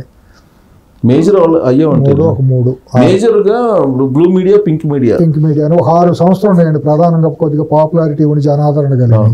6 సంస్థలకి కూడా వాళ్ళ వెన్నులో వణుకుగా ఉందండి. వాళ్ళ మీద ఆధారపడే బీఆర్ఎస్ కానీ వైసీపీ కానీ నడుస్తున్నాయండి. వాళ్ళకి ఎక్కడ పేకమేడలా కూలిపోతాయో అని వాళ్ళ సామ్రాజ్యాలకు ఎక్కడ ఆడడం వస్తుందనే భయంతో వీళ్ళిద్దరిని బ్లాక్మెయిల్ చేస్తున్నారండి, ఇటు రేవంత్ రెడ్డి గారిని అటు చంద్రబాబు గారిని. ఈ మీడియా ఆధారం చేసుకుని వీళ్ళేమి పరిపాలన ఆగేది లేదు, కుంటుపడేది లేదు. నేచరే తయారు చేసుకుంటున్న ప్రత్యామ్నాయాన్ని వాడు సోషల్ మీడియా వచ్చి 2024లో 2023లో తయారు చేసుకున్నట్టు మళ్ళీ అవుతుంది. ఏమవుతుంది, అంది నేచరే తయారు చేసుకుంటుంది. రేపు ఈ మామూలుగానే సమాజం నడుతుందని 5-6 సంస్థలు మీడియా, బ్లూ మీడియా సంస్థలు ఏదైతే ఉన్నాయో, బ్లూ మీడియా పింక్ మీడియా తేడా ఏం లేదు, 2 ఒకటే మీడియా. ఆ 2 ఏదైతే అనుకుంటున్నాయో దాని ప్రత్యామ్నాయంగా ఇక్కడ రేవంత్ రెడ్డి గారు కనుక దృష్టి సారించి సోషల్ మీడియాలో కనుక బలంగా కనుక ఒక మంచి టీముని పెట్టుకుని డి అంటే వాళ్ళకి అకావికలు అవ్వాల్సిందేనండి. అక్కడ ఆంధ్రప్రదేశ్లో కూడా వీళ్ళ ఆటలు ఏమీ సాగవండి. వీళ్ళు ఎన్ని రోజులు అందితే చుట్టూ అందిపోతే కాళ్ళు పెట్టుకోవాల్సిందే. కానీ వీళ్ళు వార్తలు చూపించేస్తే రేపు పొద్దున చట్టపరంగా ఫర్మ్ యాక్షన్ తీసుకుంటే నువ్వు ఒక వార్త వేసావు, దాని మీద నువ్వు వచ్చి నువ్వు సాక్ష్యం చెప్పాల్సిందే, లేకపోతే నేను మీద చేస్తానని కనుక ఒక్కొక్కడి మీద 4-5 కేసులు తగిలిచ్చే చట్టపరమైన కేసులు, రిలవెంట్గా ఉండే కేసులు. సచ్చినట్టు వాళ్ళు ఎక్కడ ఏ కలుగులో దాక్కోవాలో ఆ కలుగులో దాక్కుంటారండి. వీళ్ళు వాస్తవాలని చూపిస్తారండి. కానీ అందుకే ఈ పరిణామాలన్నీ గమనించిన తర్వాత కేసీఆర్ను జగన్మోహన్ రెడ్డి ఇద్దరు కలిసే ఢిల్లీ నుంచి వయా హైదరాబాద్, అమరావతి, తాడేపల్లికి గేమ్ ఆడుతున్నారు. 100% పడలేదు. కళ్ళ ముందు కనపడుతున్నటువంటి చిత్రం మనకి. దాంట్లో ఎటువంటి దాపరకాలు అరమరికలు లేవు. పాపం వాళ్ళు కూడా ఓపెన్గా నేకెడ్గానే ఆడుతున్నారు నాటకాలన్నీ కూడా. ప్రజలకు అర్థమయ్యేది ఏంటే వాళ్ళు ఏమనుకుంటున్నారంటే మేము చాలా గొప్పగా ఆడుతున్నాము, ప్రజలు గుర్తించట్లేదని అనుకుంటున్నారు. ఇవాళ ప్రజలంతా చాలా వివేకవంతమైన వాళ్ళండి. ప్రజలు అన్నీ ఆలోచిస్తున్నారు. దీని ఏ శక్తి వెనకాల ఎవరున్నారు, ఏ వాదన వెనకాల ఎవరు స్వార్థం ఉంది, ఏ నినాదం వెనకాల ఏ శక్తులు ఉన్నాయి అనేది సమాజానికి పూర్తిగా తెలుసు. కాబట్టి తెలంగాణలో కూడా మేధావులందరూ కూడా ఒక్కొక్కరు రియలైజ్ అయ్యి బయటకు వస్తున్నారు. వాళ్ళు నిజస్వర వాళ్ళని వాయిస్ని బయటికి తీసుకొస్తున్నారు. 100% అండి. నీవు నేర్పిన విద్య నీరజాక్ష. వాళ్ళు ఏదైతే బాటలో వేసారో అదే బాటలో ఇప్పుడు వచ్చిన వాళ్ళు వస్తారు. వీళ్ళ నిజ శైలి ఏంటంటే అందితే చుట్టూ అందకపోతే కాళ్ళు అనేది వాళ్ళ చరిత్ర చెబుతుంది. మనం కొత్తగా చెప్పాల్సిన పని లేదు. ఇప్పుడు నేను పుట్టిన దగ్గర నుంచి నేను ఇవాళ ఏంటి అనేది నా చరిత్ర ఉంటుందండి. నేను దాచుకుంటే దాచేది కాదు. నేనేం చేసుకున్నా, నేను పేజీలు మూసేసుకున్నంత మాత్రాన సమాజాన్ని మూసేయలేను. నేను ఎక్కడ పుట్టాను, నేను ఎట్టా వచ్చాను, నేను ఎట్టా బతికాను అనేది అంటారు, అని తేలుతారు. ఒకసారి వచ్చిన తర్వాత ఆపుతాం సమాజాన్ని. We have to respect it, we have to accept it. ఎందుకు దాచుకోవాలి, ఎందుకు నేను క్యారీ ఫార్వర్డ్ అవుతుంది. 100% చరిత్రను మనం ఎవరు ఆపలేమండి. మనం చరిత్రలో భాగమై ముందుకు నడవాల్సిందే తప్పించి మనం ఏ రకంగా ఉన్నామనేది సమాజంలో వస్తుంది. కాబట్టి వీళ్ళు చేసుకున్నవన్నీ కూడా పాపాల చిట్ట. చిత్రగుప్తుడు కూడా సాలడు వీళ్ళు చేసిన పాపాలు చిట్టా రాయాలంటే అన్ని పాపాలు చేశారు ప్రజాస్వామ్యాన్ని అడ్డం పెట్టుకుని. దానికి తగ్గట్టు ప్రతిఫలం అనుభవించి తీరాల్సిందే. Nature will give the correct result, nature will correct them appropriately. So ఇప్పుడు అధికార పార్టీకి వచ్చేటప్పటికి నామినేటెడ్ పోస్టులు ఇవ్వడంలోనే కొంచెం తడబడుతున్నారుగా. ఇక్కడ కాంగ్రెస్ అలానే ఉంది, అక్కడ తెలుగుదేశం పార్టీ అలానే ఉంది. పొరపాట్లు జరిగినాయండి. ఇక్కడ కూడా మొన్న నామినేటెడ్ పోస్టులో కొద్దిగా బీసీలని విధిగా అన్ని వర్గాలని తీసుకోలేదు అనేది బీసీల్లో నేను ప్రత్యక్షంగా విన్నమాట వాస్తవం అండి. మన కార్పొరేషన్లో 35 కార్పొరేషన్లో కూడా బీసీ సామాజిక వర్గాలకు చెందిన వాళ్ళు మాకు ఇవ్వలేదు, సముచిత ప్రాధాన్యత ఇవ్వలేదు అనేది తప్పు జరిగిన మాట కాంగ్రెస్లో నుండి వాళ్ళు కూడా అన్నారండి. మరి అది అంతర్గతంగా వాళ్ళు ఎటువంటి ప్రయారిటీ ఇచ్చుకున్నారో మరి ఏంటో దాని హైకమాండ్ లేకుండా వాళ్ళు ఇవ్వలేరు కదా. పడింది. ఇప్పుడు కార్పొరేషన్ చైర్మన్లు ఇవ్వాలన్నా కూడా ఒక ఏకపక్షంగా రేవంత్ రెడ్డి గారు ఒక్కళ్ళే ఇచ్చే అవకాశం ఉండదు కదా, జాతీయ పార్టీ. మరి దాని వెనకాల ఏం జరిగిందో వాళ్ళ వ్యూహం ఏంటో మనకు తెలియదు. కార్పొరేషన్లో మాత్రం కొన్ని పొరపాట్లు జరిగినాయి అనే భావం వ్యక్తం అవుతుంది. ఇకపోతే ఆంధ్రప్రదేశ్లో కార్పొరేషన్ చైర్మన్కి వచ్చేటప్పుడు ఇంకా ఎక్సర్సైజ్ జరుగుతుందని అంటున్నారు, నెలాఖరికైతే ఇస్తారంటున్నారు. పొరపాట్లు జరగకుండా ఉంటే బాగుంటుంది. వాళ్ళు ఏదో ఒక ఈక్వేషన్ ఫార్ములా ఏదో తయారు చేసుకున్నారు కూటమిలో ఉండే పార్టీలని. ఇది అది తెలుగుదేశం పార్టీ ఎమ్మెల్యేల నుంచి 60% తెలుగుదేశానికి, 30% జనసేనకి, 10% బీజేపీకి. ఇదే పొరపాటు అండి, అది చంద్రబాబు గారి దగ్గర ఉన్న పొరపాటు అంత ఇదేనండి. మరీ ఎక్కువగా మొహమాటానికి పోతే ఆయనకే నష్టం జరుగుతుందండి. ఇట్లా మరీ ఈక్వేషన్లో సైంటిఫిక్గా వెళ్ళాల్సిన అవసరం లేదండి. రాజకీయంగా చేయాలండి. బీజేపీకి అక్కడ కార్పొరేషన్లు ఇవ్వాల్సిన అవసరం ఏమాత్రం లేదండి. అక్కడ ప్రజాదరణ లేదు, ప్రజల్లో మనుగడ లేదు, గుర్తింపు లేదు, ఆ పార్టీకి ఆ పునాదులే లేవండి. వాళ్ళ కార్పొరేషన్లను వాటిలో ఇవ్వటం వల్ల లాభం ఏంటో మరి ఆయన ఆలోచించుకోవాలండి. పవన్ కళ్యాణ్ గారికి అంటారా, మరి ఆయనతో కలిసి వచ్చారు కాబట్టి వాళ్ళు కూడా కొంతవరకు షేర్ ఇవ్వటం అనేది తప్పేమి కాదండి. మరి సైంటిఫిక్గా ఎమ్మెల్యే ఉన్న చోట ఇక్కడ, అది ఉన్న చోట ఇక్కడ అనేది కుదరదండి. రాష్ట్రాన్ని ఒక యూనిట్గా తీసుకుని, సామాజిక వర్గాలను ఒక యూనిట్గా తీసుకుని వేయాలి తప్పించి కాన్స్టిట్యున్సీని యూనిట్గా తీసుకుని కార్పొరేషన్ చైర్మన్లోనూ ఇటువంటి వేయటం కుదరదండి. 175 నియోజకవర్గాలు ఉంటాయి అక్కడ, కార్పొరేషన్లు ఎన్ని ఉంటాయండి? 50-60 ఉంటాయి. దాన్ని ఏ రకంగా బేరీ చేస్తారు? మీ ప్రయారిటీలు, మీ పార్టీ ప్రయారిటీలు ఏదో లిస్ట్ తీసుకోవాలి, వాళ్ళలో ఒక 1, 2, 3, 4 కేటగిరీ చేసుకోవాలి. ఫస్ట్ బ్యాచ్ లెవెల్కి ఇద్దాం, సెకండ్ బ్యాచ్ లెవెల్కి ఇద్దాం అనేది ఉండాలి తప్పించి మరీ టూ సైంటిఫిక్గా వెళ్తే మాత్రం అయ్యవారం చెప్పితే కోత అవుతుందండి 100%. అది వాళ్ళ అంతర్గత పార్టీ. వాళ్ళేదో ఒక ఈక్వేషన్ అయితే వాళ్ళ అఫీషియల్ గానే బయటకు వచ్చింది తెలుగుదేశం పార్టీ నుంచి. అది బూమరాంగ్ అవుతుంది, అది సక్సెస్ కాదండి. అది రాజకీయంగా చేయడం కూడా కరెక్ట్ కాదు, నా వ్యక్తిగత అభిప్రాయం. అది వాళ్ళ పార్టీ అంతర్గతమైన అంశం అనుకోండి. వాళ్ళు ఏదో ఒకసారి ఫార్ములా తయారు చేస్తున్నారు, మరి కొంచెం విమర్శించడం కాదు కానీ అంత మరీ అంత సైంటిఫిక్గా వెళ్ళకూడదండి. ఏదో వెళ్ళిపోవాలి. ఇచ్చేవాడు ఎప్పుడు కూడా ఏడ్చేవాళ్ళు ఎప్పుడు ఉంటారండి. అసంతృప్తివాదులు, నిరంతర అసంతృప్తివాదులు ఉంటానే ఉంటారు. అందరినీ సాటిస్ఫై చేయడం ఎవరి వల్ల కాదు. అట్లాని మరీ తక్కిట్లో పెట్టి వేసుకుని మరీ తూకం పెట్టుకుని అన్ని పంచుతామంటాం కూడా అసంభవం అండి. ఫస్ట్ ఫేజ్ లేదు త్యాగం చేసిన వాళ్ళకి తప్పకుండా ఇవ్వాలి. ఆ త్యాగంలో ఎవరనేది మనకు తెలియాలి. త్యాగం అంటే హైదరాబాద్ లో కూర్చొని సన్ఫ్లవర్ లాగా వెళ్ళిపోయి ఇప్పుడు అక్కడ లేకపోతే 5 ఏళ్ళు పారిపోయి ఎక్కడెక్కడో దాక్కుని ఇప్పుడు వెళ్ళిపోయి మేము త్యాగదనం అని చెమట చూపించే వాళ్ళు వస్తే మాత్రం తప్పు అవుతుంది. ఇప్పుడు అందరూ త్యాగదనం అనుకుంటా. అదే మరి అట్టాగే అయింది. ఇప్పుడు మొత్తం అంతా వాళ్ళే అయిపోయారు అక్కడ చుట్టుపక్కల. నిజంగా జెండా మోసిన వాళ్ళు, ప్రాణాలు పోగొట్టుకున్న వాళ్ళు, కేసులు పెట్టుకున్న వాళ్ళు, పార్టీ మారకుండా నిరంతరం పార్టీ కోసం శ్రమించిన వాళ్ళు, సోషల్ మీడియాలో కేసులు పెట్టుకుని ఒక జర్నలిస్టులుగా లేకపోతే ఒక సొంత ఇది చేసుకుంటా డి పోరాడిన వాళ్ళు ఉన్నారండి. మరి వాళ్ళందరినీ ఎట్లా చేస్తారనేది చూడాలి. వాళ్ళు కాకుండా కొంతమంది బ్రోకర్లు ఉన్నారండి హైదరాబాద్లోనూ, అక్కడ కూర్చుని పవర్ బ్రోకర్స్. వాళ్ళు వెళ్ళిపోయి ఇప్పుడు వాళ్ళ అడవుడు ఎక్కువైపోయిందండి. చైర్మన్షిప్లు మాకు కావాలి, అవి కావాలి, ఇవి కావాలి అని మొదలైపోయినాయండి. వాళ్ళదే ఎక్కువ ప్రమాదకంగా ఉంది. పార్టీ ఆఫీసులో కూడా, తెలుగుదేశం పార్టీ ఆఫీసులో కూడా వాళ్ళే ఉన్నారు. పవన్ కళ్యాణ్ గారి దగ్గర కూడా కొంతమంది వాళ్ళు వెళ్ళారు అనేది తెలుస్తుందండి. బీజేపీ గురించి నేను మాట్లాడనండి, అవసరం వద్దనే చెబుతుంది. ఇవ్వాల్సిన అవసరం కూడా లేదు. ఇచ్చేమైనా బీజేపీగా టీటీడీ దాంట్లో ఏదైనా ఒక మెంబర్షిప్ ఇవ్వటం అనో, శ్రీశైలం లేకపోతే ఇటువంటి వాటిలో వాళ్ళకి ఏదన్నా ట్రస్ట్ బోర్డులో ఏదైనా మెంబర్షిప్ లేకపోతే అటువంటి ఇవ్వటమే తప్పించి వాళ్ళకి చైర్మన్షిప్ ఇవ్వడం కూడా తప్పేనండి. మొత్తం 50 రోజుల తర్వాత ఒక అంకం ముగిసిందండి.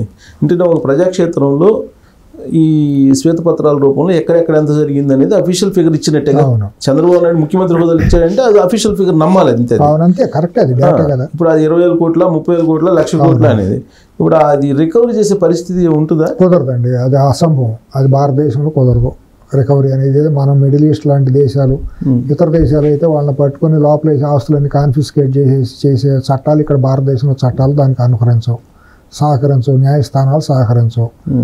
ఇక్కడ అంతా కూడా చట్టాలన్నీ కూడా, ఇక్కడున్న వ్యవస్థలన్నీ కూడా దొంగలకే, దోపిడీదారులకే మద్దతు పలుకుతాయి కానీ పేదవాడినే ఇబ్బంది పెడతాయి, ఇక్కడ బాధితులనే ఇబ్బంది పెడతాయి. మరి బాబు గారి కంటెస్ట్ ఊరిని జనాల ముందు ఎక్స్పోజ్ చేయడానికి, ప్రజల ముందు ఇది ఇక్కడ జరిగిందని ఎక్స్పోజ్ చేయడానికి తప్పించి రికవరీ చేయడం కుదరదు.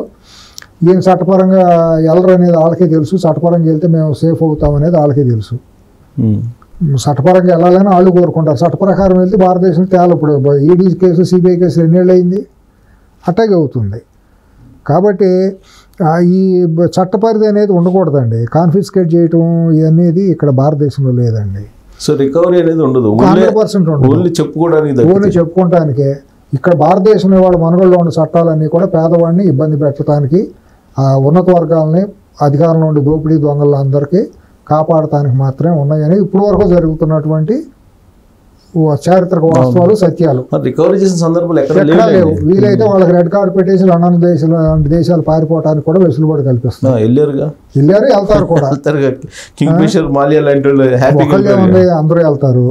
కాబట్టి ఇప్పుడున్న భారతదేశంలో ఈ చట్టాలన్నీ కూడా పేదవాడిని మరింత కట్టడి చేసి పేదవాళ్ళల్లో తిరుగుబాటు రాకుండా చేయటం కోసం, ఉన్నవాడిని కాపాడటం కోసం, ఈ దొంగలను కాపాడటం కోసం మాత్రమే ఇవాళ చట్టాలు, వ్యవస్థలు అన్ని ప్రధాన వ్యవస్థలు. అంటే నేను వ్యవస్థలను ప్రత్యేకంగా మాట్లాడితే రేపు కంటెంట్ అని అన్ని వస్తాయి, ఇంక్లూడ్ అవ్వాలి కాబట్టి ఇవన్నీ ఉంటాయి. ఇందాక మనం అనుకున్న దాంట్లో తెలుగుదేశం పార్టీ గురించి నేను చేసే సూచన ఏంటంటే, పార్టీతో సంబంధం లేని వాళ్ళు, ఓన్లీ పార్టీ హెడ్ ఆఫీస్లో కూర్చొని భజనలు చేసిన వాళ్ళు, పైరువీలు చేసేవాళ్ళు ముందు వరుసలో వచ్చి చేరుతున్నారు.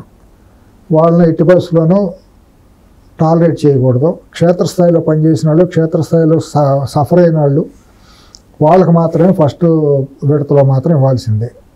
చూద్దాం సార్. ఈసారి ఎంపీగా బహుశా నేను అనుకోవటం యువగలం సందర్భంగా ఇప్పుడు ఈ రెడ్ బుక్ లాగానే ఆయన ఇంకో బుక్ కూడా మెయింటైన్ చేశారు. తప్ప మంచిదే కదా, పార్టీకి ఎవరెవరు చేశారు అనేది వాళ్ళందరికీ న్యాయం జరిగిద్దని ఒక ఆశ అయితే జరిగి తీరాలండి. జరిగితేనే పార్టీ కూడా మనుగడ ఉంటుంది. 10 ఏళ్ల పాటు పార్టీ పునాదులు బలపడతాయి, తనకు కూడా నాయకత్వం అనేది బలపడుతుంది. అటా అని ఆ ముసుగుల అవకాశవాదులను, అర్బకులు, ఇటువంటి వాళ్ళు వచ్చి కనుక అసాంఘిక శక్తులు మళ్ళీ కొంతమంది కొన్ని పేర్లు వస్తున్నాయి. సిబిఐ కేసులు ఉన్నవాళ్ళు, అసాంఘిక కార్యకలాపాలు చేసిన వాళ్ళు, వాళ్ళ పార్టీ షెల్టర్ తీసుకుని కొంతమంది తయారైపోయారు.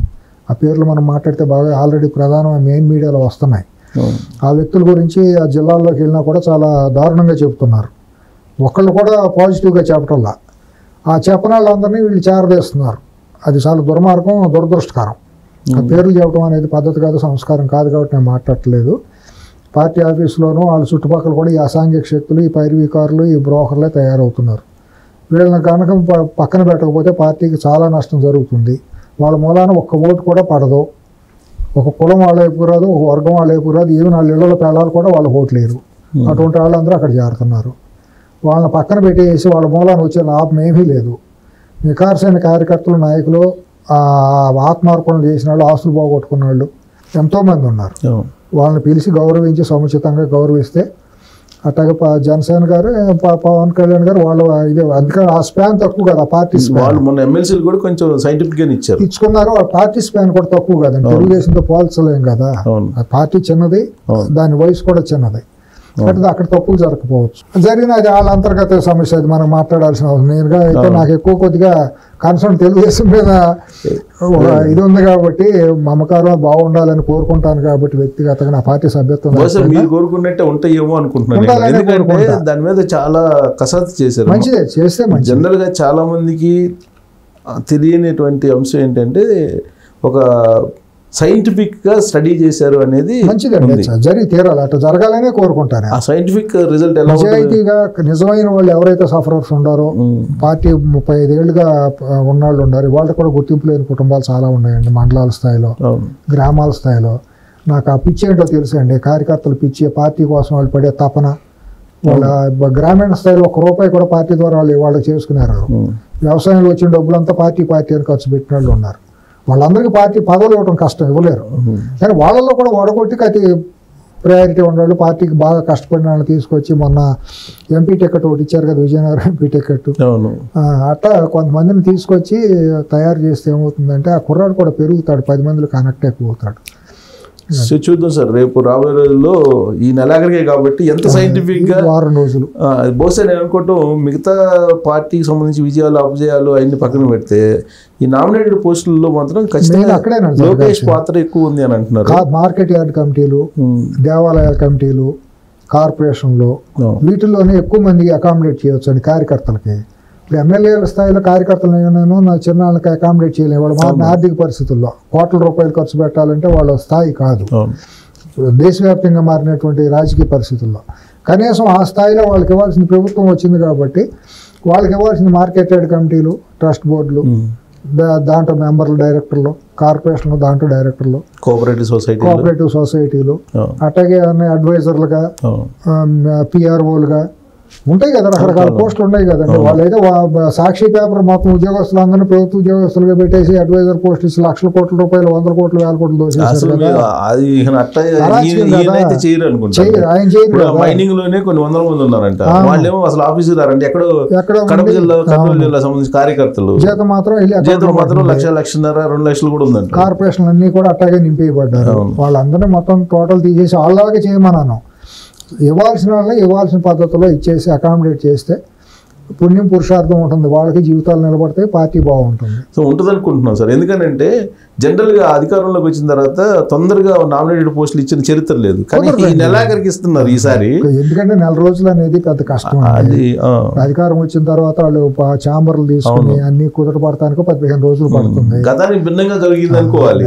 2 months అనేది పెద్ద సమస్య కాదు, ఇవ్వాలి. చిన్న చిన్న లోటుపాట్లు ఏంటంటే గతంలో మాట్లాడుకున్నాం కూడా కదా, ఇంపార్టెంట్ అని కొంతమందిని పిలిచి ఒకసారి ఊరిని గెట్ టుగెదర్ పెట్టుకుంటాం అనేది బాగుంటుంది. అది ఇంకా జరగలేదు.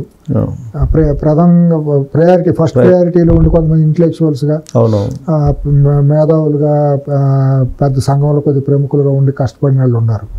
వాళ్ళని ఊరిని ఒకసారి థ్యాంక్స్ గివింగ్ చెప్పుకుంటే బాగుండేది. అసెంబ్లీ అయిపోయిన తర్వాత ఏమన్నా ఆలోచిస్తారు? అది డిలే అయిపోయింది, అది ముందుగానే జరిగి ఉండాలి. అసెంబ్లీలు ఇవన్నీ వస్తూ ఉంటాయి, దానికి దీన్ని ముడిపెట్టకూడదు మనం. అది నేనైతే హేతుబద్ధతగా కూడా నేను దానికి అంగీకరిస్తాను. అది ఎప్పుడో జరిగిపోవాల్సిందని. పెళ్ళైన 6 నెలల తర్వాత బ్యాండ్ మేళాల వాళ్ళకి పిలిచి భోజనం పెడితే ఎట్టాగండి? పెళ్లి జరుగుతున్నప్పుడు లేట్ అయింది, బాగా లేట్ అయింది. కూటమి ప్రభుత్వం కదా. అయితే కూటమి అయితే మీ పార్టీలో మీరు చేసుకుంటానికి ఏమో తెలుగుదేశానికి ఎవరు పవన్ కళ్యాణ్ గారు పర్మిషన్ కావాలా థ్యాంక్స్ చెప్పుకోవటానికి? పవన్ కళ్యాణ్ గారిని చూసి కాదుగా చేసింది, వాళ్ళ పని వాళ్ళు చేశారు, పార్టీలో పని పార్టీ చేశారు. అట్లాగే ఇందాక అనుకున్నట్టు ఏంటంటే వచ్చి 2 నెలలైనా సామాన్యుల మీద కేసులు తీసేస్తున్నామన్న మెసేజ్ కనుక బలంగా వెళ్తే కార్యకర్తలో కూడా ఒక ఇది వచ్చేది.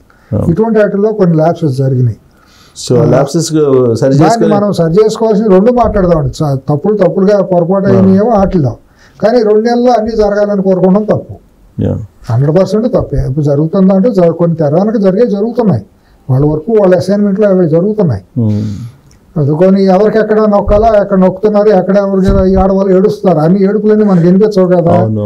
ఎప్పుడో ఒకప్పుడు వస్తాయి, ఇప్పుడు శ్రవణానందకరంగా ఉంటాయి. ఆ ఏడుపులన్నీ వినటానికి తెలుగుదేశం పార్టీ కార్యకర్తలందరూ చాలా శ్రవణానందకరంగా వింటారు. అది ఒక టైం పడుతుంది. అందరూ శ్రవణానందకరంగా వాళ్ళ ఏడుపుల్ని చాలా గొప్పగా వింటారు, ఆనందిస్తారు, ఆస్వాదిస్తారు. అటువంటి తరుణం రావాలని కూడా నేను కోరుకుంటున్నాను.